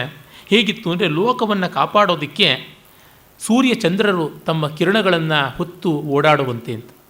ಇಲ್ಲಿ ನೋಡಬೇಕು, ಸೂರ್ಯ ಚಂದ್ರರು ಹೇಗಿರ್ತಾರೆ ಅಂತಂದರೆ, ಒಬ್ಬರಿಗೆ ಒಬ್ಬರು ಸಮಸಪ್ತಕ ದೃಷ್ಟಿಯಲ್ಲಿ ಇರ್ತಾರೆ. ದೂರದಲ್ಲಿ ಅಂದರೆ ಡಯಾಗನಲ್ಲಿ ಅಪೋಸಿಟ್ಟಾಗಿರ್ತಾರೆ. ಮೇರು ಪರ್ವತದ ಈ ಕಡೆ ಇದ್ದರೆ ಸೂರ್ಯ ಹಗಲು, ಆ ಕಡೆ ಇದ್ದರೆ ರಾತ್ರಿ, ಹೀಗಿರ್ತಾರೆ. ಅವರಿಬ್ಬರು 180 ಡಿಗ್ರೀಸ್ ಫೇಸ್ ಶಿಫ್ಟಲ್ಲಿದ್ದರು ಅಂತ. ಬಿಲ್ಲು ಬಾಣಗಳು ಅವರ ಕಿರಣಗಳು. ಅವರು ಸೂರ್ಯ ಚಂದ್ರರಂತೆ ಕಾಣಿಸ್ತಾ ಇದ್ದರು. ರಾಮ ಸೂರ್ಯ, ರಾಮನಿಂದ ಪ್ರಾಪ್ತ ಪ್ರಭಾವ ಆದಂಥವನು ಲಕ್ಷ್ಮಣ, ಅವನು ಚಂದ್ರ. ಅಂದರೆ ಚಂದ್ರ ಲಕ್ಷ್ಮವಂತ, ಅವನು ಲಕ್ಷ್ಮಣ. ಇದೆಲ್ಲ ಗಮನಿಸಿಕೊಂಡು ಮಾಡ್ತಾನೆ. ರಾಮ ಇಲ್ಲದೆ ಲಕ್ಷ್ಮಣ ಇಲ್ಲ. ಹಾಗಾಗಿ ರಾಮನ ಆಶ್ರಿತನಾದವನು ಅನ್ನುವಂಥದ್ದೆಲ್ಲ. ಜೊತೆಗೆ ಯಜ್ಞ ಅನ್ನುವುದು ಒಂದು ಲೋಕ ಇದ್ದಂತೆ. ಇಡೀ ವಿಶ್ವವೇ ಒಂದು ಯಜ್ಞ ದೃಷ್ಟಿಯಿಂದ ನಡೆಯಬೇಕಾದದ್ದು. ಲೋಕ ರಕ್ಷಣೆಯಂತೆ ಯಜ್ಞ ರಕ್ಷಣೆಯಾದದ್ದು ಅನ್ನುವ ಅಷ್ಟೆಲ್ಲ ಧ್ವನಿಗಳನ್ನು ಒಂದು ಸಣ್ಣ ಉಪಮಾಲಂಕಾರದಲ್ಲಿ ತಂದು ತೋರಿಸಿಬಿಡ್ತಾನೆ. ವೀಕ್ಷ್ಯವೇದಿ ಮಥ ರಕ್ತ ಬಿಂದು ಬಿರ್ಬಂಧು ಜೀವ ಪೃಥುಭಿ ಪ್ರದೂಷಿತಾಂ ಸಂಭ್ರಮೋ ಭವದಪೋಢ ಕರ್ಮಣಾಂ ಋತ್ವಿಜಾಂ ಚ್ಯುತ ವಿಕಂಕತ ಸೃಚಾಂ. ವೇದಿ, ತುಂಬ ಜನ ವೇದಿಕೆ ಅಂತಂದರೆ ಒಂದು ಡಯಾಸ್ ಅಂತ ಅಂದ್ಕೊಂಡ್ಬಿಡ್ತಾರೆ. ಆ ಡಯಾಸ್ ಮೇಲೆ ಯಜ್ಞದ ಅಗ್ನಿ ವಿರಾಜಮಾನವಾಗಿರುತ್ತದೆ ಅಂತ. ನಮ್ಮ ಸಿನಿಮಾಗಳಲ್ಲಿ ಎಲ್ಲ ಯಜ್ಞಕ್ಕೂ ಒಂದೇ ಚೌಕಾಕಾರದ ಕುಂಡ ಹಾಕ್ಬಿಡ್ತಾರೆ. ಅದು ಏಕಾಗ್ನಿಕಾಂಡದಲ್ಲಿ ನಡೆಯುವಂಥದ್ದು, ತ್ರೇತಾಗ್ನಿಕಾಂಡದಲ್ಲಿ ಅಲ್ಲ. 3 ಅಗ್ನಿಗಳು ವೇದಿಕೆಯ ಸುತ್ತಲೂ ಇರ್ತವೆ. ವೇದಿಕೆಯ ಮೇಲೆ ಯಾವ ಅಗ್ನಿಯೂ ಇರೋದಿಲ್ಲ. ವೇದಿ ಅಂದರೆ ಒಂದು ದೊಡ್ಡ ಪ್ಲ್ಯಾಟ್ಫಾರ್ಮ್ ಅಂತಲೂ ಅಲ್ಲ, ಒಂದು ಡಮರುಗದ ಆಕಾರವನ್ನು ನಿರ್ಮಾಣ ಮಾಡಿರ್ತಾರೆ. ಅದರ ಪೂರ್ವ ದಿಕ್ಕಿಗೆ ಮಹಾವೇದಿ ಅಂತ ನಾವು ಕರೆಯುವಂಥ ಆಹವನೀಯ ಅಗ್ನಿ ಚೌಕಾಕಾರವಾಗಿರುತ್ತೆ, ಚತುರಸ್ರ ಮಂಡಲ. ಅದರ ಪಶ್ಚಿಮದಲ್ಲಿ ಇರುವಂಥದ್ದು ವೃತ್ತಾಕಾರದಲ್ಲಿ ಇರುವ ಗಾರ್ಹಪತ್ಯಾಗ್ನಿ. ಮತ್ತು ಇದರ ಬಲಕ್ಕೆ ಇರುವಂಥದ್ದು, ಅದರ ದಕ್ಷಿಣ ದಿಕ್ಕಿಗೆ ಇರುವಂಥದ್ದು ಅರ್ಧಚಂದ್ರಾಕಾರದಲ್ಲಿ ಮಾಡಿದ ಆ ದಕ್ಷಿಣಾಗ್ನಿ ಅಂತ ಇರುತ್ತದೆ. ಆ ವೇದಿ ಅಂತಂದರೆ ಇವುಗಳ 3ಕ್ಕೂ ಸೇರುವಂಥ ಜಾಗದಲ್ಲಿ ಅವರು ಬಳಸದೇ ಇರತಕ್ಕಂಥ ಯಜ್ಞ ಪಾತ್ರಗಳನ್ನು, ಬಳಸಬೇಕಾದ ಸಮಿತ್ತುಗಳನ್ನು, ಈ ಥರದನ್ನೆಲ್ಲ ಸ್ಟಾಕು ಕೂಡ ಮಾಡಿರ್ತಾರೆ. ವೇದಿಕೆ ಅದಕ್ಕೆಲ್ಲ ಪ್ರಯೋಜನಕ್ಕೆ ಬರ್ತದೆ. ಆ ವೇದಿಯ ಮೇಲೆ ರಾಕ್ಷಸರಿಗೆ ಅಂತರಿಕ್ಷದಿಂದ ರಕ್ತ ಸುರಿಸೋದಕ್ಕೆ ಆರಂಭ ಮಾಡಿದ್ದಾರೆ. ಅದೇನು ಬಂಧುಜೀವ ಪೃಥುಭಿ ರಕ್ತ ಬಿಂದುಭಿ. ಬಂಧುಜೀವ ಅನ್ನುವಂಥದ್ದು ಒಂದು ಬಗೆಯ ಹೂವು. ಕನ್ನಡದಲ್ಲಿ ಅದಕ್ಕೇನು ಹೇಳ್ತಾರೆ ಗೊತ್ತಿಲ್ಲ. ಸಾಮಾನ್ಯ ಈ ಗೊರಟಿಗೆ ಹೂವಿನ ತರಹ ಇರುತ್ತೆ. ಅದು ದೊಡ್ಡದಾಗಿರುತ್ತೆ, 5 ದಳಗಳಿರ್ತಕ್ಕಂಥದ್ದು. ಪೆಂಟಾಪೆಟಲ್ ಅಂತಲೂ ಕರೀತಾರೆ ಅದನ್ನು. 5 ದಳಗಳ ದೊಡ್ಡ ಕೆಂಪು ಬಣ್ಣದ ಹೂವು ಬಂಧುಜೀವ ಪುಷ್ಪ. ಅಷ್ಟು ದೊಡ್ಡ ಹೂಗಳ ಗಾತ್ರದಲ್ಲಿ ರಕ್ತದ ಬಿಂದುಗಳು ತೊಟ್ಟಿಕ್ಕುವಂತೆ ಅಲ್ಲಿ ಮೇಲಿಂದ ಸುರಿಸಿದ್ರೆ ಹೇಗೆ ತೊಟ್ಟಿಕ್ಕುತ್ತೆ ನೋಡಿ. ಅದರಿಂದ ಅಮಂಗಳವಾಗ್ತಾ ಇದೆ ಅಂತ ಗೊತ್ತಾಗಿ ಋತ್ವಿಗ್ವರ್ಗದಲ್ಲಿ ಕ್ಷೋಭೆ ಉಂಟಾಯಿತು. ಸಂಭ್ರಮೋಭವತ್. ಸಂಭ್ರಮ ಅಂತಂದರೆ ಹರ್ಷ ಅಂತಲ್ಲ, ಅಜಿಟೇಷನ್, ಗೊಂದಲ ಉಂಟಾಯಿತು. ಆಗೇನಾಯಿತು, ಚ್ಯುತ ವಿಕಂಕತ ಸೃಚಾಂ. ವಿಕಂಕತ ಅಂತಂದರೆ ಗೊಬ್ಬಳಿ ಮರ, ಜಾಲಿ ಮರ, ಖದಿರ ವೃಕ್ಷ. ಖದಿರ ವೃಕ್ಷದಲ್ಲಿ ಮಾಡಿದ್ದಂಥ ಸೃಕ್ ಯಾವುದಿದೆ, ಸೃಕ್ ಜಾರು ಹೋಯಿತು ಅವ್ರಿಗೆ. ಅಯ್ಯೋ ಏನಾಗ್ತಾ ಇದೆ ಅಂತ. ಆಪಸ್ತಂಭ ಧರ್ಮಸೂತ್ರವನ್ನು ಶ್ರೌತಸೂತ್ರವನ್ನು ಮಲ್ಲಿನಾಥ ಕೋಟ್ ಮಾಡ್ತಾನೆ. ಖದಿರಃ ಸ್ರುವಃ ಪರ್ಣಮಯೀ ಜುಹೂ ಆಶ್ವತ್ತಿ ಮೃದ್ವೈಕಂಕತೀ ಸೃಚೋವ ಅಂತ ಹೇಳಿಬಿಟ್ಟಿದ್ರೂ ಖದರ್ ವೃಕ್ಷದಲ್ಲಿ ಮಾಡಬೇಕು. ಜುಹೂ, ಇಡ ಇತ್ಯಾದಿ ಎಲ್ಲ ಯಜ್ಞಪಾತ್ರಗಳು. ಸುಮಾರು 130ಕ್ಕೂ ಹೆಚ್ಚು ಬಗೆಯ ಯಜ್ಞಪಾತ್ರಗಳು ಮಾಡ್ತಾರೆ. ಪ್ರಧಾನವಾಗಿ ಬಿಲ್ವ ಮತ್ತು ಖದಿರ ಅಂದರೆ ಜಾಲಿ, ಅಶ್ವತ್ಥ, ಪ್ಲಕ್ಷ ಬಸರಿ ಮರ, ಔದುಂಬರ ಅತ್ತಿ ಮರ ಇವುಗಳಿಂದೆಲ್ಲ ನಿರ್ಮಾಣ ಮಾಡುವಂಥದ್ದು. ಆ ಪಾತ್ರನ ಜಾರಬಿಟ್ರು ಅಂತ ಇಲ್ಲಿ ಬಹಳ ಚೆನ್ನಾಗಿ ಅವನು ಹೇಳ್ತಾನೆ. ವಿಕಂಕತ ಗ್ರಹಣಂ ಖದಿರಾದ್ಯುಪಲಕ್ಷಣಂ ಸ್ರುವಾದೀನಾಂ ಖದಿರಾದಿ ಪ್ರಕೃತಿಕತ್ವಾತ್ ಸೃಗಾದಿ ಪಾತ್ರಸ್ಯೇವ ವಿಕಂಕತ ಪ್ರಕೃತಿಕತ್ವಾತ್ ಅಂತೆಲ್ಲ ಹೇಳಿಬಿಟ್ಟು ಮಲ್ಲಿನಾಥ ವಿವರ ಕೊಡ್ತಾನೆ. ಅಂದರೆ ಒಂದು ಯಜ್ಞದಲ್ಲಿ ಏನೇನು ಬಳಸ್ತಾ ಇದ್ರು, ಎಂಥ ಮೆಟೀರಿಯಲ್ ಬಳಸ್ತಾ ಇದ್ರು ಅನ್ನೋದನ್ನು ಕಾಳಿದಾಸ ಗಮನಿಸ್ಕೊಂಡು ಸುಮ್ಮನೆ ಅವರು ಸಂಭ್ರಮಗೊಂಡ್ರು ಅಂದರೂ ನಮಗೇನೂ ಗೊತ್ತಾಗ್ತಾ ಇರಲಿಲ್ಲ ವಿಶೇಷ. ಅವರು ಕೈಜಾರು ಬಿಟ್ಟರು. ಸೃಕ್ಕು ಸೃಬಗಳು ಎರಡು ಮುಖ್ಯವಾಗಿ ಬಳಸ್ತಕ್ಕಂಥ ಆಹುತಿ ಕೊಡುವ ಸೌಟುಗಳು. ಅದಲ್ಲದೆ ಬೇರೆ ಬೇರೆ ಚಮಸಗಳಿರ್ತವೆ. ಅದು ಒಟ್ಟಿನಲ್ಲಿ ಆ ಮುಖ್ಯವಾಗಿ ಬಳಸುವ ಪಾತ್ರೆಗಳನ್ನೇ ಅವರು ಕೈ ಬಿಟ್ಬಿಟ್ರು, ಜಾರು ಬಿದ್ದುಬಿಡ್ತು ಕೈಯಿಂದ ಅಂತ ಅನ್ನುವುದನ್ನು ಹೇಳುವಾಗ ಆ ಟೆಕ್ನಿಕಲ್ ಡೀಟೇಲ್ಸ್ ಕೊಡ್ತಾನಲ್ಲ, ಅದು ತುಂಬ ಮುಖ್ಯವಾದದ್ದು. ಅಧಿಕೃತತೆ ಅನ್ನುವುದು ಬರುವುದು ಇದರಿಂದನೇ. ಹಾಗಲ್ಲವಾದರೆ ರಚನೆಯಲ್ಲಿ ಅಧಿಕೃತತೆ ಬರೋದಿಲ್ಲ. ಆ ಯಾರ್ಯಾರಿಗೆ ಯಾವ್ಯಾವ ವಿದ್ಯೆನಲ್ಲಿ ಪ್ರವೇಶ ಇರ್ತೀಯೋ ಅದರ ಬಗ್ಗೆ ಕಥೆ, ಕಾದಂಬರಿ, ಕವಿತೆ ಬರೆದರೆ ಅಧಿಕೃತತೆ ಬರುವಂತೆ ಮಾಡ್ತಾರೆ. ಆದರೆ ಕವಿಯಾದವನು ಯಾವ ವಸ್ತುವನ್ನು ತೊಗೊಂಡ್ರೆ ಆ ವಸ್ತುವಿನಲ್ಲಿ ಅಧಿಕೃತತೆಯನ್ನು ತರಬೇಕಾಗುತ್ತದೆ. ಅದರಿಂದಲೇ ನಾನು ಬಡವರ ಬಗ್ಗೆ ಮಾತ್ರ ಕಾದಂಬರಿ ಬರೀತೀನಿ, ಶ್ರೀಮಂತರ ಬಗ್ಗೆ ಬರೆಯೋಲ್ಲ ಅಂದರೆ ನಿನ್ನ ಕಾದಂಬರಿ ಬಡವರು ಓದಲ್ಲ, ಯಾಕೆ ದುಡ್ಡಿಲ್ಲ, ಶ್ರೀಮಂತರು ಓದಲ್ಲ, ಯಾಕೆ ಚೆನ್ನಾಗಿಲ್ಲ, ಈ ತರಹ ಆಗಿಬಿಡುತ್ತೆ. ಕವಿ ಹೀಗೆಲ್ಲ ಜಿದ್ದಿಟ್ಕೊಳ್ಳೋದಲ್ಲ. ನಾನು ಮಾನವರ ಬಗ್ಗೆ ಕಾದಂಬರಿ ಬರಿತೀನಿ, ಭಾವನೆಗಳ ಬಗ್ಗೆ ಕಾದಂಬರಿ ಬರಿತೀನಿ ಅಂತ ಬರೀಬೇಕಾಗುತ್ತದೆ. ಈ ಜೀವೋತ್ಕರ್ಷ ಸಾಹಿತ್ಯದ ಮೂಲೋದ್ದೇಶವಾದದ್ದು. ಹಾಗೆ ಕ್ಷೋಭೆ ಆಗುತ್ತದೆ. ಅದಕ್ಕೆ ತಾಂತ್ರಿಕ ವಿವರಗಳನ್ನು ಕವಿ ಕೊಟ್ಟು ಇನ್ನಷ್ಟು ಪುಷ್ಟವನ್ನಾಗಿ ಮಾಡ್ತಾನೆ. ನೋಡಿ, ಇಂದ್ರ ಅಂತನ್ನುವಾಗ ಸುರದ್ವಿಪಾಸ್ಫಾಲನ ಕರ್ಕಶಾಂಗುಲಿ ಅಂತನ್ನುವ, ಸುರದ್ವಿಪಾಸ್ಫಾಲನ ಕರ್ಕಶೇನ ಹಸ್ತೇನ ಅಂತ ಹೇಳ್ತಾನೆ. ಐರಾವತವನ್ನು ತಟ್ಟಿ ಒರಟಾದ ಕೈ ಉಳ್ಳವನು ಅಂತ. ಅದು ಎಷ್ಟು ಸಾಭಿಪ್ರಾಯವಾದ ವಿಶೇಷಣ ನೋಡಿ. ಹಾಗೆ ಬರಬೇಕಾಗುತ್ತದೆ. ನಾವು ಬರೆಯೋದಕ್ಕೆ ಹೊರಟ ವಸ್ತುವಿಗೆ ಏನೆಲ್ಲ ಜಸ್ಟಿಸ್ ಮಾಡುತ್ತೆಯೋ, ನ್ಯಾಯ ಮಾಡುತ್ತೆಯೋ ಅಷ್ಟು ಬೇಕಾದ ವಿವರಗಳನ್ನು ಮನದುಂಬಿಸಿಕೊಂಡು ಕೈ ತುಂಬಿಸಿಕೊಂಡಿರಬೇಕು. ಭೈರಪ್ಪನವರ ಕಾದಂಬರಿಗಳಲ್ಲೇ ಅಲ್ಲಿ ಇಲ್ಲಿ ಒಂದೆರಡು ಕಡೆ ಟೆಕ್ನಿಕಲ್ಲಾಗಿ ಚೂರು ಹೊರಟೋಗೋದು ಉಂಟು. ಉದಾಹರಣೆಗೆ ಅವರು ಬ್ರಾಹ್ಮಣರಿಗೆ ಅಧಿದೇವತೆ ಬುಧ ಅಂತ ಬರೀತಾರೆ. ಸೋಮೋವ ಬ್ರಾಹ್ಮಣಾನಾಂ ರಾಜ ಅಂತ ವೇದ ಹೇಳುತ್ತೆ, ಸೋಮ. ಆ ಥರದ್ದು ಒಂದೆರಡು ಕೆಲವು ಅಲ್ಲಿ ಬಂದುಬಿಡುತ್ತೆ. ಇನ್ನೊಂದು ಕಡೆ ಸೂತ ಅಂತಂದರೆ ಅವರು ಶೂದ್ರ ಸ್ತ್ರೀಯಲ್ಲಿ ಕ್ಷತ್ರಿಯ ಪುರುಷನಿಂದ ಹುಟ್ಟಿದವನು ಅನ್ನಂತೆ ಬರೆದು ಬಿಡ್ತಾರೆ. ವಸ್ತುತಃ ಬ್ರಾಹ್ಮಣ ಸ್ತ್ರೀಯಲ್ಲಿ ಕ್ಷತ್ರಿಯನಿಂದ ಹುಟ್ಟಿದವನು, ಪ್ರತಿಲೋಮ ವರ್ಣ ಅನುಲೋಮ ವರ್ಣ ಅಲ್ಲ. ಇದು ಆ ಮಟ್ಟಕ್ಕೆ ಅಲ್ಲಿ ಟೆಕ್ನಿಕಲ್ ಆಗಿ ಫ್ಲಾ. ಅದು ಭೈರಪ್ಪನವ್ರು ಮಾಡಿದ್ದು ಮಹಾ ರಚನೆಯಲ್ಲಿ ಅಲ್ಲಿ ಸಣ್ಣ ಪುಟ್ಟದಾಗಿ ಆಗಿದ್ದು. ಗೌಣ ಮಾಡೋಣ. ಏಕೋ ಹಿ ದೋಷೋ ಗುಣಸನ್ನಿಪಾತೆ ನಿಮಜ್ಜತಿ ಇಂದೋ ಕಿರಣೇಶ್ವಿವಾಂಕಃ ಅನ್ನೋಣ. ಅಥವಾ ಸೂಕ್ತಿಶಾಸ್ತ್ರ ದ್ಯೋತಿತಾನಾಂ ಮಹಾಕವೀನಾಂ ದೋಷೋದ್ಘಾಟನಂ ಆತ್ಮನೇಯವ ದೂಷಣಾಯ. ಸಾವಿರ ಒಳ್ಳೊಳ್ಳೆ ಸೂಕ್ತಿಗಳಿಂದ ಉಜ್ವಲವಾದ ಮಹಾಕವಿಗಳ ಕೃತಿಯಲ್ಲಿ ಸಣ್ಣ ಪುಟ್ಟ ದೋಷ ತೋರಿಸೋದು ನಮ್ಮದೇ ದೋಷ ಅಂತ. ಆದರೆ ಭೈರಪ್ಪನವ್ರು ಮಾಡಿದ್ರು ಅಂತಲೇ ಅದು ಪರ್ಟಿಕ್ಯುಲರ್ ಆಗೂ ಇರಬೇಕು. ಮಹಿಮೆ ಭಟ್ಟ ಹೇಳ್ತಾನೆ, ಅಲ್ಲಯ್ಯ ನೀನು ಕಾಳಿದಾಸನಲ್ಲಿ, ಭಾರವಿಯಲ್ಲಿ, ವ್ಯಾಸ ವಾಲ್ಮೀಕಿಗಳಲ್ಲಿ ದೋಷ ತೋರಿಸೋಕೆ ಹೋಗ್ತೀಯಲ್ಲ, ಇಂಥ ಮಹಾಕವಿಗಳಲ್ಲಿ ದೋಷ ತೋರಿಸೋದು ತಪ್ಪಲ್ವಾ ಅಂದರೆ ಅವನೇ ಹೇಳ್ಕೊತಾನೆ, ಖಲ ಇವ ಪ್ರದರ್ಶಯಾಮಿ ದೋಷ ಅನ್ನಂತ. ಖಲನಂತೆ, ಕೆಟ್ಟವನಂತೆ ನಾನು ತೋರಿಸ್ತೀನಿ. ಯಾತಕ್ಕೆ ಅಂದರೆ ಅಂಥವರಲ್ಲಿ ತೋರಿಸಿದ್ರೆ ದೋಷಕ್ಕೆ ಬೆಲೆ, ತಪ್ಪುಗಳೇ ಮಾಡೋರಲ್ಲಿ ದೋಷಕ್ಕೆ ತೋರಿಸಿದ್ರೆ ಅದು ಏನು ಆಕಸ್ಮಿಕವಾಗಿ ಸರಿಯಾಗಿದೆ. ತಪ್ಪಾದರೆ ಆಶ್ಚರ್ಯ ಇಲ್ಲ, ಸರಿಯಾದರೆ ಆಶ್ಚರ್ಯ ಅಂತ. ಅಂಥವರಲ್ಲ. ಬಿಳಿ ಬಟ್ಟೆ ಮೇಲೆ ಆದ ಕೊಳೆಯನ್ನು ತೋರಿಸ್ಬೇಕು. ಕೊಳೆ ಬಟ್ಟೆ ಮೇಲೆ ಎಷ್ಟು ಕೊಳೆ ಆದರೆ ಏನು? ಅದು ಹಾಗೆ ತಾನೇ. ಯಥಾಹಿ ಸ್ಖಲಿತಃ ವೃತ್ತಃ ಯತ್ರ ತತ್ರೋಪವಿಶ್ಯತೆ, ಯಥಾಹಿ ಮಲಿನೈರ್ವಸ್ತ್ರೈ ಯತ್ರ ತತ್ರೋಪವಿಶ್ಯತೆ ಏವಂ ಸ್ಖಲಿತ ವೃತ್ತಸ್ತು ವೃತ್ತಶೇಷಂ ನ ರಕ್ಷತಿ ಅಂತ. ಚಾರಿತ್ರ ಒಂದು ಸ್ವಲ್ಪ ಜಾರು ಬಿಟ್ಟರೆ ಪೂರ್ತಿ ಜಾರು ಬಿಡುತ್ತೆ, ಹೇಗೂ ತೊಂದರೆ ಇಲ್ಲ ಅಂತ. ಮೊದಲಿಗೆ ಗೊತ್ತಾಗಲಿಲ್ಲ, ಆಕಸ್ಮಿಕ ಅಪರಾಧ. ಎರಡನೇ ಬಾರಿ ಏನೋ ಗೊತ್ತಾಗಲಿಲ್ಲ, ಚಾತುರ್ಯ. ಮೂರನೇ ಬಾರಿ ಅಭ್ಯಾಸ, ನಾಲ್ಕನೇ ಬಾರಿ ಆಪ್ಯಾಯನ. ಈ ರೀತಿ ಇದನ್ನು ಗಮನಿಸುವಂಥವರು ಇರ್ತಾರೆ. ಒಟ್ಟಿನಲ್ಲಿ ನಾವು ಬರೆಯೋದಕ್ಕೆ ಹೊರಟದ್ದು ಯಾವುದಿದೆ ಅದರ ಕೂಡಿದ ಮಟ್ಟಿನ ವಿವರಗಳನ್ನು ತೆಗೆದುಕೊಳ್ಳಲೇಬೇಕು. ಕಡೆಗೆ ಗೊತ್ತೇ ಇದೆ ಎಂಥ ಪೂಜೆ ಮಾಡಿದ್ರು ಮಂತ್ರಹೀನಂ ಕ್ರಿಯಾಹೀನಂ ಭಕ್ತಿಹೀನಂ ಹುತಾಶನ ಭಕ್ತಿಹೀನಂ ಜನಾರ್ದನ ಅಂತ ಎಂಥ ಹೋಮದಲ್ಲೂ ಶಿಷ್ಟಕೃತ ಆಹುತಿಯನ್ನು ಕೊಟ್ಬಿಡ್ತಾರೆ. ಏನು ಮಾಡಿದ್ರು ಕೂಡ ಹೊಟ್ಟೆಗೆ ಹಾಕ್ಕೊಂಡು ಬಿಡಪ್ಪ, ನನಗೇನು ಗೊತ್ತಿಲ್ಲ, ನಮಂತ್ರಂ ನೋ ಯಂತ್ರಂ ಅಂತ ಹಾಡೇ ಬಿಡ್ತೀವಿ. ಆದರೆ ಅದು ಕೊನೆಗೆ ಮಾಡಿಯೇ ಮಾಡೋದು ಅಂತ ಮೊದಲಿಂದಲೂ ಅಬದ್ಧ ಮಾಡಿಕೊಂಡು ಹೋಗೋದು ಸರಿಯಾ? ಅಲ್ಲ.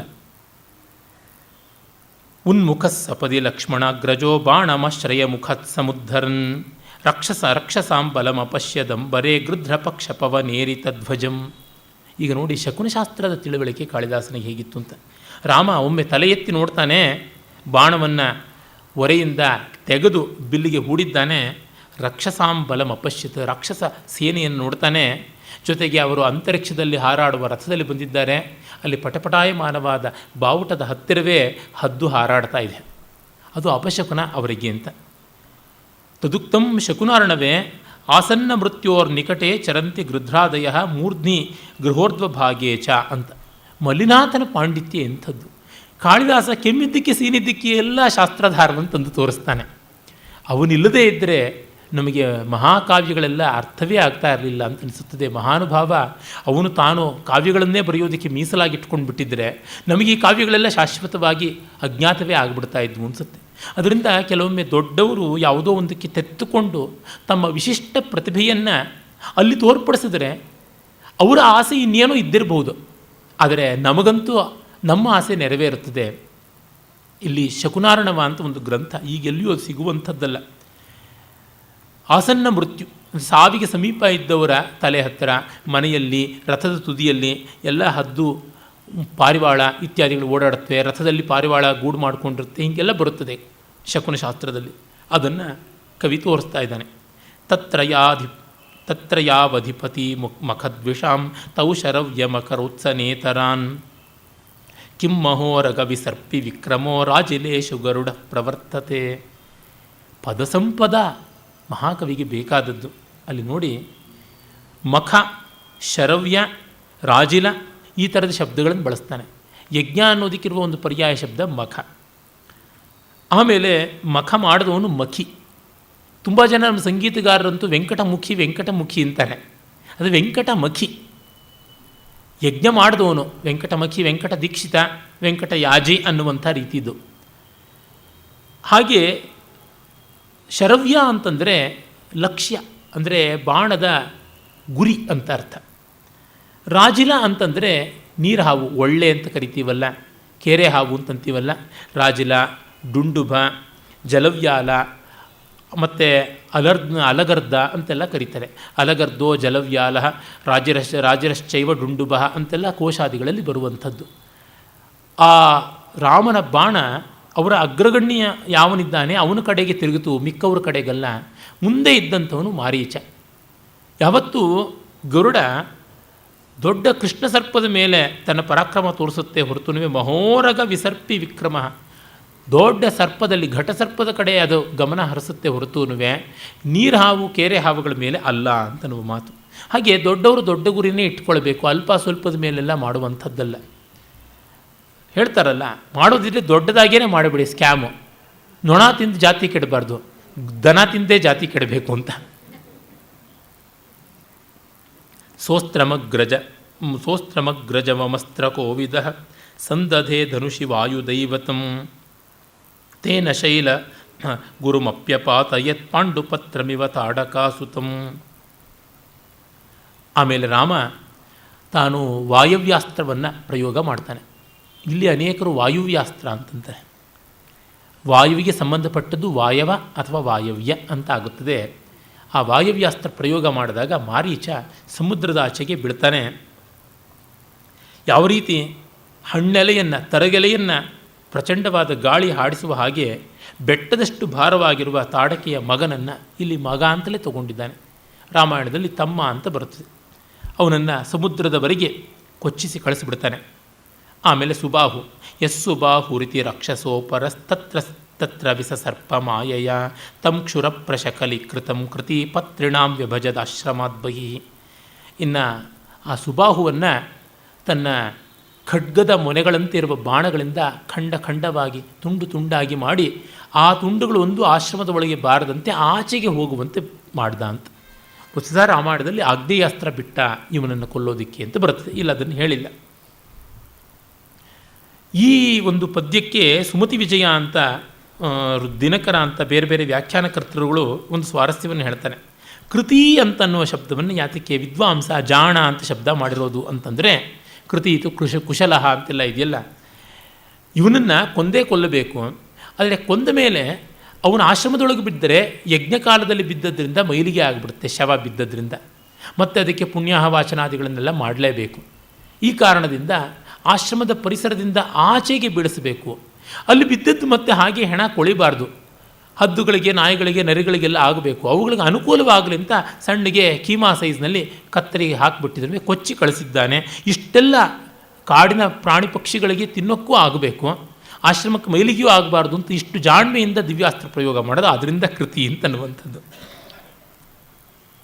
ಯದಿ ನಹನ್ಯೇತ ತರ್ಹಿ ಯಾಗೋಪದ್ರವ, ಯದಿ ಖಂಡ್ಯೇತ ಪಕ್ಷಿಣಾಂ ಭೋಕ್ತುಂ ಅಸೌ ಕುಮಾರ್ಯಂ, ಯದಿ ನ ವಿಭಜ್ಯೇತ ಯಾಗೀವ ದ್ರವ್ಯಾದೀನಾಂ ಉಚ್ಚಿಷ್ಟಂ ತಸ್ಮಾತ್ ಇತ್ಯೇತತ್ ಕೌಶಲ್ಯಂ ಕೃತಿ ಶಬ್ದೇನ ದ್ಯೋತತೆ ಇತಿ ದಿನಕರಃ ಅಂತನ್ನುವ ವಿವರವನ್ನು ಇವರು ವೇಲಣ್ಕರವರು ಕೊಡ್ತಾರೆ.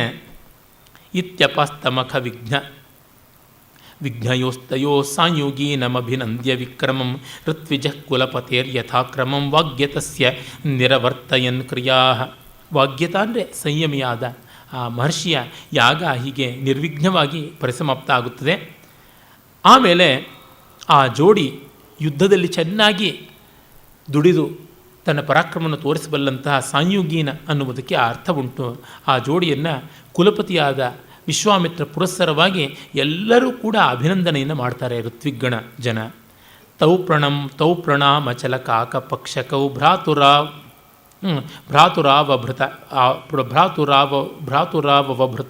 ಅವಭೃತ ಮುನಿ ಆಶಿಷಾಮನುಪದಂ ಸಮಸ್ಪೃಶದ್ ದರ್ಭಪಾಟಿತ ತಲೇನ ಪಾಣಿನ.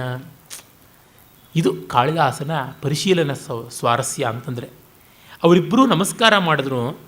ಚಲಕಾಕ ಪಕ್ಷಕವು ಮುಂಗುರುಳು ಹಾರಾಡ್ತಾ ಇತ್ತು, ಪಕ್ಕದ ಬಾಚಿರ್ತಕ್ಕಂಥ ಕಾಗೆಯ ಗರಿಯಂಥ ಕಪ್ಪಗೆ ಇರುವ ಆ ಮುಂದಿನ ಕೂದಲು ಹೊಯ್ದಾಡ್ತಾ ಇದ್ದರೆ ಅದರ ಮೇಲೆ ಕೈಯಿರಿಸಿ ತಲೆ ಸವರಿ ನಿಮಗೆ ಒಳ್ಳೆಯದಾಗಲಿಪ್ಪ ಅಂತ ಆಶೀರ್ವಾದ ಮಾಡ್ತಾನೆ. ಆಶೀರ್ವಾದ ಮಾಡಬೇಕು ಅಂತಂದರೆ ಅವನು ದೀಕ್ಷಿತನಾಗಿದ್ದವನು ಮುಗಿಸಿದ್ನಲ್ಲ ಯಜ್ಞ, ಅವಭೃತ ಸ್ನಾನ ಆಗಿದೆ. ಅವಭೃತೇಷ್ಟಿ ಅಂತ ಕರೀತಾರೆ. ಅವಭೃತೇಷ್ಟಿಯನ್ನು ನೀರಿನಲ್ಲೇ ಮಾಡ್ತಾರೆ. ಮಾಡಿ ಅವಭೃತ ಸ್ನಾನದ ಆ ತೀರ್ಥದಲ್ಲಿಯೇ ಯಜ್ಞ ಪಾತ್ರಗಳನ್ನೆಲ್ಲ ವಿಸರ್ಜನೆ ಮಾಡಿ ಎಲ್ಲರೂ ಧುಮುಕಿ ಮತ್ತೆ ಹೇಳ್ತಾರೆ. ಹಾಗೆ ಎದ್ದು ಬಂದವನೇ ತಲೆ ಸವರಿ ಆಶೀರ್ವಾದ ಮಾಡ್ತಾನೆ. ಕೈ ಒದ್ದೆಯೂ ಆಗಿದೆ. ಮತ್ತು ಅದು ಅಹೀನ ಅಥವಾ ಸತ್ರ ಅನ್ನುವಂಥ ಯಜ್ಞ ಆಗಿದ್ದರೆ 10-12 ದಿವಸಗಳಿಗೆ ಕಡಿಮೆ ಇಲ್ಲದೆ ಆಗಿರುವಂಥದ್ದು. ಅಷ್ಟು ದಿವಸವೂ ಮತ್ತೆ ಮತ್ತೆ ದರ್ಭಾದಿಗಳನ್ನು ಬಳಸಬೇಕಾಗುತ್ತೆ. ದರ್ಭೆಯನ್ನು ತಿರುಚಿ ಸುತ್ತಿ ಎಲ್ಲ ಮಾಡುವಾಗ ಕೈಯಂತೂ ದರ್ಭೆಗೆ ಸಿಲುಕಿ ಒರಟಾಗಿಬಿಟ್ಟಿರುತ್ತೆ. ದರ್ಭೆಯಿಂದ ಕುಯ್ಯಲ್ಪಟ್ಟ ಬೆರಳುಗಳಿಂದ ಒರಟಾದ ಬೆರಳುಗಳ ಕಾರಣ ತಲೆ ಕೂದಲಿಂದ ಸವರಿದರೆ ಒದ್ದೆಯಾದ ಕೈಯೇ, ಒರಟಾದ ಕೈಯೇ, ತಲೆ ಕೂದಲಿಂದ ಸವರಿದರೆ ಕೂದಲೆಲ್ಲ ಕೆದರ್ಕೊಂಡು ಹೋಗ್ತಾ ಇತ್ತು ಎಲ್ಲಿಗೆಲ್ಲಿಗೂ ಅಂತ ಬರೀತಾನೆ. ದರ್ಭಪಾಟಿತ ತಲೇನ ಚಲಕಾಕ ಪಕ್ಷಕವು ಅಭಿನಂದ್ಯ ಅಂತ. ಸುಮ್ಮನೆ ಮುನಿ ಆಶೀರ್ವಾದ ಮಾಡ್ದ ಅಂತ ಹೇಳಲ್ಲ, ದರ್ಭೆಯಿಂದ ಸೀಳು ಹೋಗಿದ್ದ ಕೈ ಅಂತ. ಈ ವಿವರಗಳು ತುಂಬ ಮುಖ್ಯ. ಮತ್ತೇನ ಸಂಸ್ಕೃತ ಕವಿಗಳಲ್ಲಿ ಕೂಡ ಇಂಥ ಸೂಕ್ಷ್ಮವಾದ ವಿವರಗಳನ್ನು ನಾವು ನೋಡಲ್ಲ. ಇವೆಲ್ಲ ಕೂಡ ಪರಿಕರಾಂಕುರ ಪರಿಕರ ಅನ್ನುವ ಒಂದು ಅಲಂಕಾರ. ಅದು ಸಾಭಿಪ್ರಾಯ ವಿಶೇಷಗಳು. ಅವನು ಯಜ್ಞ ಮಾಡಿ ಮುಗಿದವನು, ಆ ದೀಕ್ಷೆಯನ್ನು ಮುಗಿಸಿಕೊಂಡು ಬಂದದ್ದು, ಹಾಗೆ ಅದರಿಂದ ಗೊತ್ತಾಗುತ್ತೆ. ಈಗ ಕೆಲಸ ಮಾಡುವವರಿಗೆ, ಮುಸರೆ ತಿಕ್ಕೋರಿಗೆ ಕೈ ಒರಟಾಗಿರುತ್ತೆ. ಆ ಒರಟಾದ ಕೈಯಿಂದ ಮಗು ಕೆನ್ನೆನ ಸವರಿದ್ರೆ ಪಾಪ ಮಗುಗೆ ಕೆನ್ನೆ ಕೆಂಪಗಾಗುತ್ತೆ, ತರಚಿಕೊಂಡು ಹೋದಂತೆ ಆಗುತ್ತೆ. ಆ ವಿವರವನ್ನು ಬರವಣಿಗೆಯಲ್ಲಿ ತಂದು ಕೊಡುವುದು ನಾವು ಪರಿಶೀಲನೆ ಮಾಡದೇ ಇರೋದು ಕವಿ ಮಾಡುವಂಥದ್ದು ಅಂಥದ್ದು. ಈ ಸೂಕ್ಷ್ಮ ವಿವರಗಳಿಂದಲೇ ಕಾವ್ಯ ದೊಡ್ಡದಾಗುವುದು. ಇಂಥ ಏನೋ ವಿವರ ಇಲ್ಲದೆ ಇರೋ ಕಾವ್ಯ ಹೇಗಿರುತ್ತೆ ಅಂತ ನೋಡಬೇಕು ಅಂದರೆ ಗೋಕಾಕರ ಭಾರತ ಸಿಂಧುರಶ್ಮಿ ನೋಡಿ ಸಾಕು, ಗೊತ್ತಾಗ್ಬಿಡುತ್ತೆ. ಅಬ್ಬಾ, ನೀರಸತೆಯ ಪರಮಾಚಾರ್ಯ ಪುಸ್ತಕ ಅದು. ಏನೂ ಒಂದು ಸೂಕ್ಷ್ಮತೆಗಳೂ ಇಲ್ಲ. ಅಯ್ಯೋ ಬಾ ಬಾ ಬಾ ಅಷ್ಟು ಬೇಸರ ಆಗುತ್ತೆ. ಸೂಕ್ಷ್ಮವಾದ ಪರಿಶೀಲನೆ ಇರಬೇಕು. ಯಾವುದನ್ನು the obvious forgotten, obvious ignored ಅಂತಿರುತ್ತೋ, ಆಬ್ವಿಯಸ್ ಇಗ್ನೋರ್ಡ್ ಮೈನರ್ ಥಿಂಗ್, ಅದನ್ನು ಕವಿ ಚೆನ್ನಾಗಿ ಮುಂದಕ್ಕೆ ತಂದು ಕೊಡ್ತಾನೆ. ತಂ ನ್ಯಮಂತ್ರಯತ ಸಂಭೃತ ಕ್ರತುರ್ಮೈಥಿಲ ಸ ಮಿಥಿಲಾಂ ವ್ರಜನ್ವಶಿ ರಾಘವಾವಪಿ ನಿನಾಯ ಬಿಭ್ರತೌ ತದ್ಧನುಶ್ರವಣಜಂ ಕುತೂಹಲಂ. ಆ ಬಳಿಕ ಮತ್ತೊಂದು ಯಜ್ಞಕ್ಕೆ ಹೋಗಬೇಕು, ಜನಕನ ಯಾಗ. ಜನಕ ಅಂತೂ ಪ್ರತಿವಸಂತ ಸೋಮಯಾಜಿ ಅಲ್ಲ, ಪ್ರತಿನಿತ್ಯ ಸೋಮಯಾಜಿ. ಅವನ ಮಿಥಿಲೆಗೆ ಹೋಗುವಾಗ ಅಲ್ಲಿ ದೈವಾಯತ್ತವಾದಂತಹ ದಿವ್ಯವಾದ ಶಿವಧನಸ್ಸು ಇದೆ. ಆ ಧನಸ್ಸನ್ನು ನೋಡಬೇಕು. ಅದು ಪೂರ್ವದಲ್ಲಿ ಜನಕನ ಹೆಸರಿನಲ್ಲೇ ಇದ್ದ ಒಬ್ಬ ರಾಜನಿಗೆ ಕೊಟ್ಟಿದ್ದು ಅಂತ, ನಿಮಿ ಅನ್ನುವನಿಗೆ ಕೊಟ್ಟಿದ್ದು ಅಂತ ಹೀಗೆಲ್ಲ ಕಥಾಂತರಗಳು ಉಂಟು. ತ್ರಿಪುರಾಸುರ ಸಂಹಾರ ಕಾಲದ ಆ ಮೇರು ಪರ್ವತವೇ ಬಿಲ್ಲಿನ ಮೈಯಾಗಿದ್ದ ಆ ದಿವ್ಯ ಕೋದಂಡವನ್ನು ಅಲ್ಲಿ ಇಟ್ಟುಕೊಂಡು ಪೂಜೆ ಮಾಡ್ತಾ ಇದ್ದಾನೆ ಜನಕ ಅಂತ ಸಹಜ ಕ್ಷಾತ್ರ ಕುತೂಹಲದಿಂದ ರಾಮಲಕ್ಷ್ಮಣರು ಹೊರಡ್ತಾರೆ. ತೌ ಶಿವೇಶು ವಸತಿರ್ಗತಾಧ್ವಭಿ ಸಾಯಮಾಶ್ರಮ ತರುಷ್ವ ಗೃಹ್ಯತ ಯೇಷು ದೀರ್ಘ ತಪಸಃ ಪರಿಗ್ರಹೋ ವಾಸವ ಕ್ಷಣಕಲತ್ರತಾಂ ಯಯೌ. ಮಂಗಳಮಯವಾದ ಆಶ್ರಮದಲ್ಲಿ ಅಲ್ಲಲ್ಲಿ ತಂಗಿಕೊಂಡು ಬಂದು ಸಾಯಂಕಾಲದ ಹೊತ್ತಿಗೆ ಒಂದು ಕಡೆ ಅವರು ಒಂದು ಆಶ್ರಮವನ್ನು ಸೇರಿದರು. ಆ ಆಶ್ರಮ ದೀರ್ಘ ತಪಸ್ವಿಯಾದ ಗೌತಮನದು.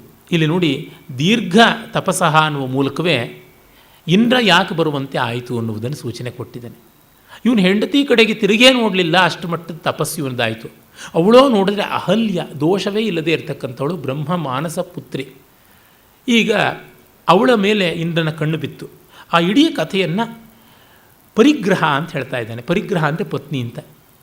ಅಂದರೆ ಪಾಪ ಇವನಿಗೆ ಗೌತಮನಿಗೆ ಅವಳನ್ನು ಮದುವೆ ಆಗಬೇಕು ಅಂತಲೂ ಏನೂ ಇದ್ದಿರಲಿಲ್ಲ. ಯಾರು ಭೂಪ್ರದಕ್ಷಿಣೆಯನ್ನು ಬೇಗ ಮಾಡ್ತಾರೋ, ಭೂಪ್ರದಕ್ಷಿಣೆ ಪುಣ್ಯ ಉಂಟೋ ಅವರಿಗೆ ಈ ಕನ್ಯೆ ಅಂತ. ನಾರದ ಗೌತಮನ ಕೈನಲ್ಲಿ ಆಗ ಪ್ರಸವ ಆಗ್ತಾ ಇರುವ ಕರುವನ್ನು ಅಂದರೆ ಪ್ರಸವ ಆಗುವ ಹಸುವನ್ನು, ಹೆರ್ತಾ ಇರುವ ಹಸುವನ್ನು ಪ್ರದಕ್ಷಿಣೆ ಮಾಡಿಸ್ಬಿಡ್ತಾನೆ. ಅದು ಭೂಪ್ರದಕ್ಷಿಣ ಫಲ ಬಂತು ಅಂತ ಕರ್ಕೊಂಡು ಹೋಗ್ಬಿಟ್ಟು ಇವನೇ ಎಲಿಜಿಬಲ್ ಕ್ಯಾಂಡಿಡೇಟ್ ಅಂತ ಕೊಡ್ತಾನೆ. ಇಂದ್ರ ಪಾಪ ಉಚ್ಚೈಶ್ರವಸ ಐರಾವತ ಅಂತ ಹಿಡ್ಕೊಂಡು ಅವನು ತ್ರಿಲೋಕ ಪ್ರದಕ್ಷಿಣೆಗೆ ಹೊರಟಿದ್ದಾನೆ. ಅವನಿಗೆ ದಕ್ಕಲಿಲ್ಲ, ಅಷ್ಟು ಪ್ರಯತ್ನ ಹಾಕಿದವನಿಗೆ ದಕ್ಕಲಿಲ್ಲ, ಅಯತ್ನವಾಗಿ ದಕ್ಕಿಬಿಡ್ತು. ಪರಿಗ್ರಹ ತಾನಾಗಿ ಬಂತು. ಇವನು ಹೇಳಿ ಕೇಳಿ ಬ್ರಾಹ್ಮಣ, ಪರಿಗ್ರಹಾಧಿಕಾರ ಇವನಿಗೆ ಇರೋದು. ಅಂದರೆ ಒಂದು ಯಜ್ಞ ರೂಪದಲ್ಲಿ ದಕ್ಷಿಣೆಯಾಗಿ ಬಂದವಳು. ಇವನು ವೈದಿಕ ಛಾಂದಸ ಅದೆಲ್ಲವನ್ನೂ ಕವಿ ಪದಗಳಲ್ಲಿಯೇ ಧುರಿಸ್ತಾ, ಮತ್ತು ನಿಮ್ಮ ಮನೆಯವರು, ನಿಮ್ಮ ಕುಟುಂಬ ಅಂತೆಲ್ಲ ಅಂತಾರಲ್ಲ, ಮರ್ಯಾದೆಯ ಶಬ್ದಗಳನ್ನು ಬಳಸುವಂಥದ್ದು ಉಂಟಲ್ಲ, ಯೂಫಮಿಸಮ್ಮು. ಆ ಥರ ಪರಿಗ್ರಹ ಅಂತ ಹೇಳ್ತಾ ಇದ್ದಾನೆ. ಗೌತಮ ಪತ್ನಿ ಅಂತಲೋ, ಗೌತಮ ಸತಿ ಅಂತಲೋ, ಗೌತಮ ಕಾಂತ, ಗೌತಮ ಭಾರ್ಯ, ಪತ್ನಿ ಆದರೂ ಒಳ್ಳೆಯದು, ಯಜ್ಞ ಸಂಯೋಗದಲ್ಲಿ ಬರ್ತದೆ. ಈ ಶಬ್ದಗಳನ್ನು ಬಳಸುವ ಮೂಲಕ ಎಷ್ಟು ಗೌರವ.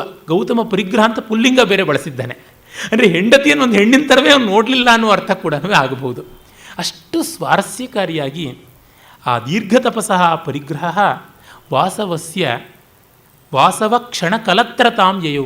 ವಾಸವನಿಗೆ ಒಂದು ಕ್ಷಣಕಾಲ ಹೆಂಡತಿಯಂತೆ ಆಗಿಬಿಟ್ಲು ಅಂತ. ಇಷ್ಟು ಮರ್ಯಾದೆಯಾಗಿ ಇನ್ಯಾರಾದರೂ ಹೇಳೋದಕ್ಕೆ ಸಾಧ್ಯವ? ಇಡೀ ಪ್ರಕರಣವನ್ನು ಇಂಥ ಡೀಸೆನ್ಸಿಯಿಂದ, ಇಷ್ಟು ನಯದಿಂದ, ಇಷ್ಟು ಸುಭಗತೆಯಿಂದ, ಈ ಸಂಸ್ಕಾರದಿಂದ ಹೇಳ್ತಾನಲ್ಲ, ಇದು ಋಷಿದರ್ಶನ ಅಲ್ಲದೆ ಇನ್ನೆಂಥದ್ದು.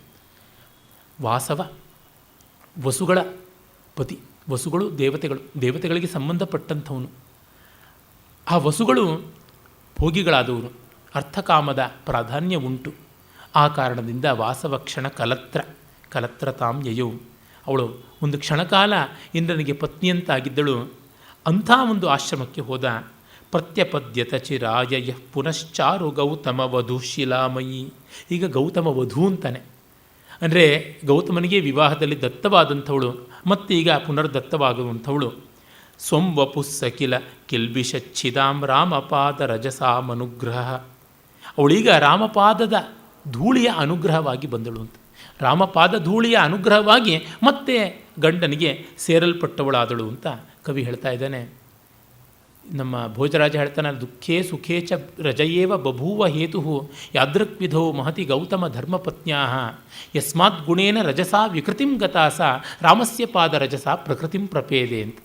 ಈ ಅಹಲ್ಯೆಗೆ ತನ್ನ ಸುಖ ದುಃಖ ಎರಡಕ್ಕೂ ಕೂಡ ರಜೋಗುಣವೇ ಕಾರಣ ಆಯಿತು. ಯಾವ ರಜೋಗುಣದಿಂದ ವಿಕಾರ ಹೊಂದಿ ಅವಳು ಅದೃಶ್ಯಳಾಗಿ ಕಂಡಳು. ಇಲ್ಲಿ ಕಾಳಿದಾಸ ಶಿಲಾಮಯಿ ಅಂತ ಬಳಸಿದ್ದಾನೆ. ಮೊದಲಿಗೆ ಅಹಲ್ಯ ಕಲ್ಲಾಗಿದ್ದು ಅಂತ ಕಾಳಿದಾಸನೇ ತಂದಿದ್ದು. ವಾಲ್ಮೀಕಿ ರಾಮಾಯಣದಲ್ಲಿ ಅವಳು ಅದೃಶ್ಯಳಾಗಿದ್ದಳು, ಬೂದಿಯಲ್ಲಿ ಹೊರಳಾಡಿಕೊಂಡಿದ್ದಳು, ಯಾರಿಗೂ ಕಾಣದಂತೆ ದುಃಖ ಪಡ್ತಾ ಇದ್ಳು ಅಂತೆಲ್ಲ ವರ್ಣನೆ ಬರುತ್ತದೆ.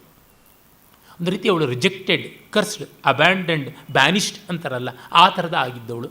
ಈಗ ಅವಳು ಕಲ್ಲಾಗಿದ್ದಳು. ಅಂದರೆ ಅವಳು ಜನರ ಪಾಲಿಗೆ ತಿರಸ್ಕೃತಳಾಗಿ ತನ್ನ ಪಾಲಿಗೆ ತಾನು ಕಲ್ಲಂತೆ ಆಗಿಬಿಟ್ಲು. ಅವಳ ಪಾಲಿಗೆ ಕಾಲ ಸ್ಥಗಿತವಾಗಿಬಿಡ್ತು, ಭಾವ ಸ್ಥಗಿತವಾಗಿಬಿಡ್ತು, ಎಲ್ಲ ಹೊರಟೋಗ್ಬಿಡ್ತು ಅಂತ ಒಂದು ಪ್ರಫೌಂಡ್ ಮೆಟಫಾರ್ ಅಂತಾರಲ್ಲ, ಮಹೋನ್ನತ ರೂಪಕವನ್ನು ಮಾಡಿಬಿಟ್ಟಿದ್ದಾನೆ. ಪ್ರತಿಮಾ ಆ ಥರ ಮಾಡಿಬಿಟ್ಟಿದ್ದಾನೆ. ಇಮೇಜ್ ಅಂತ ಕರಿತೀವಲ್ಲ.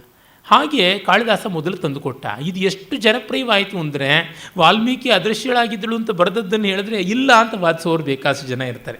ಆ ಮಟ್ಟಕ್ಕೆ ಒಬ್ಬ ಮಹಾಕವಿಯನ್ನು ಮರೆ ಮಾಡಿ ಋಷಿಕವಿಯನ್ನು ತನ್ನ ಕಲ್ಪನೆಯನ್ನು ಮುಂದೆ ತರಬಲ್ಲ. ಶಾಕುಂತಲದ ಕಥೆ ಇವನದು ಎಷ್ಟು ಜನಪ್ರಿಯವಾಯಿತು ಅಂದರೆ, ವ್ಯಾಸಭಾರತದಲ್ಲಿ ಬರುವಂತಹ ಯಾವ ಶಾಕುಂತಲೋಪಾಖ್ಯಾನದ ಆ ಕಥೆ ನಮಗೆ ಮರೆತೇ ಹೋಗ್ಬಿಟ್ಟು ಈ ಕಥೆಯೇ ಮುಂದೆ ಬಂದಿರುವಂಥದ್ದು. ಪಂಪನ ಬಗ್ಗೆ ಅವನೇ ಹೇಳ್ಕೊಡ್ತಾನೆ, ಮುನ್ನಿನ ಕಬ್ಬಮ್ಮನೆಲ್ಲಮ್ಮ ನಿಕ್ಕಿ ಮೆಟ್ಟಿದುವು ಅಂತ. ಈ ಕೆಲವು ಭಾಗಗಳಲ್ಲಿ ಆದರೂ ಇವನು ಮಾಡಿರೋದು ಈ ಥರದ ಪ್ರಭಾವ ಬೀರದಿಯಲ್ಲ, ಇದು ತುಂಬ ದೊಡ್ಡದು. ಇವನ ಬದಲಾವಣೆಗಳೇ ಸಾಕ್ಷಾತ್ತಾದದ್ದು ಅಂತ ಅನಿಸ್ಬಿಟ್ಟಿದೆ. ಯಾವ ಒಂದು ಕಲ್ಲಿನ ರೂಪದ ವಿಕೃತಿ ಪಡೆದಿದ್ಲೋ, ಈಗ ಅದೇ ರಾಮಪಾದ ರಜಸ್ಸಿನಿಂದ, ರಜೋಗುಣ ಆ ಧೂಳಿಯ ಗುಣದಿಂದ ಪ್ರಕೃತಿಯನ್ನು ಪಡೆದಳು ಅಂತ ಕವಿ ಹೇಳ್ತಾನೆ.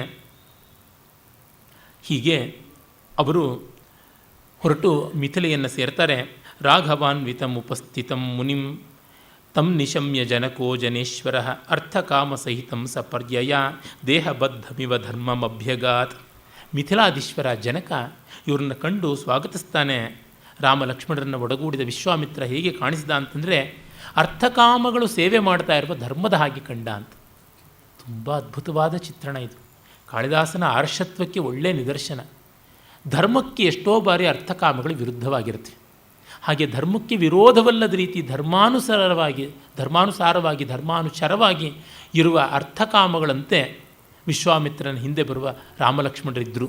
ಅಂದರೆ ಧರ್ಮಾವಿರುದ್ಧವಾದ ರಾಜಧರ್ಮ ಅರ್ಥದಂತೆ ಧರ್ಮಾವಿರುದ್ಧವಾದ ಬಯಕೆಯ ಹಾಗೆ ಲಕ್ಷ್ಮಣ ರಾಮ ಇದ್ದರು. ಮತ್ತು ಸಾಕ್ಷಾತ್ ಮೂರ್ತಿಭೂತವಾದ ಧರ್ಮವಾಗಿ ವಿಶ್ವಾಮಿತ್ರ ಕಂಡ ಅನ್ನುವ ಮೂಲಕ ಸುಮ್ಮನೆ ಕೊಡೋದಲ್ಲ ಉಪಮೆಗಳು, ಕೊಟ್ಟರೆ ಹೀಗೆ ಕೊಡಬೇಕು ಅಂತ ಉಪಮಾ ಕಾಳಿದಾಸಸ್ಯ ಅಂತ. ಈ ಉಕ್ತಿಗೆ ದೊಡ್ಡ ನಿದರ್ಶನ ರಘುವಂಶದಲ್ಲಿ ಬಂದಷ್ಟು ಉಪಮಾಲಂಕಾರಗಳು, ಅದರೊಳಗೆ ಬಂದಷ್ಟು ಶಾಸ್ತ್ರೀಯವಾದ ಉಪಮೆಗಳು, ಬಹುವಿದ್ಯೆಗಳಿಂದ ಬಹುಶಾಸ್ತ್ರಗಳಿಂದ ಬಹುಲೋಕಾನುಭವದಿಂದ ಆರ್ಜಿಸಿದಂಥ ಜ್ಞಾನ ಇನ್ನೆಲ್ಲೂ ಕಾಣುವಂಥದ್ದಲ್ಲ. ಇನ್ನು ಮುಂದಿನ ಶ್ಲೋಕಗಳನ್ನು ನಾಳೆ ನೋಡೋಣ. ನಮಸ್ಕಾರ.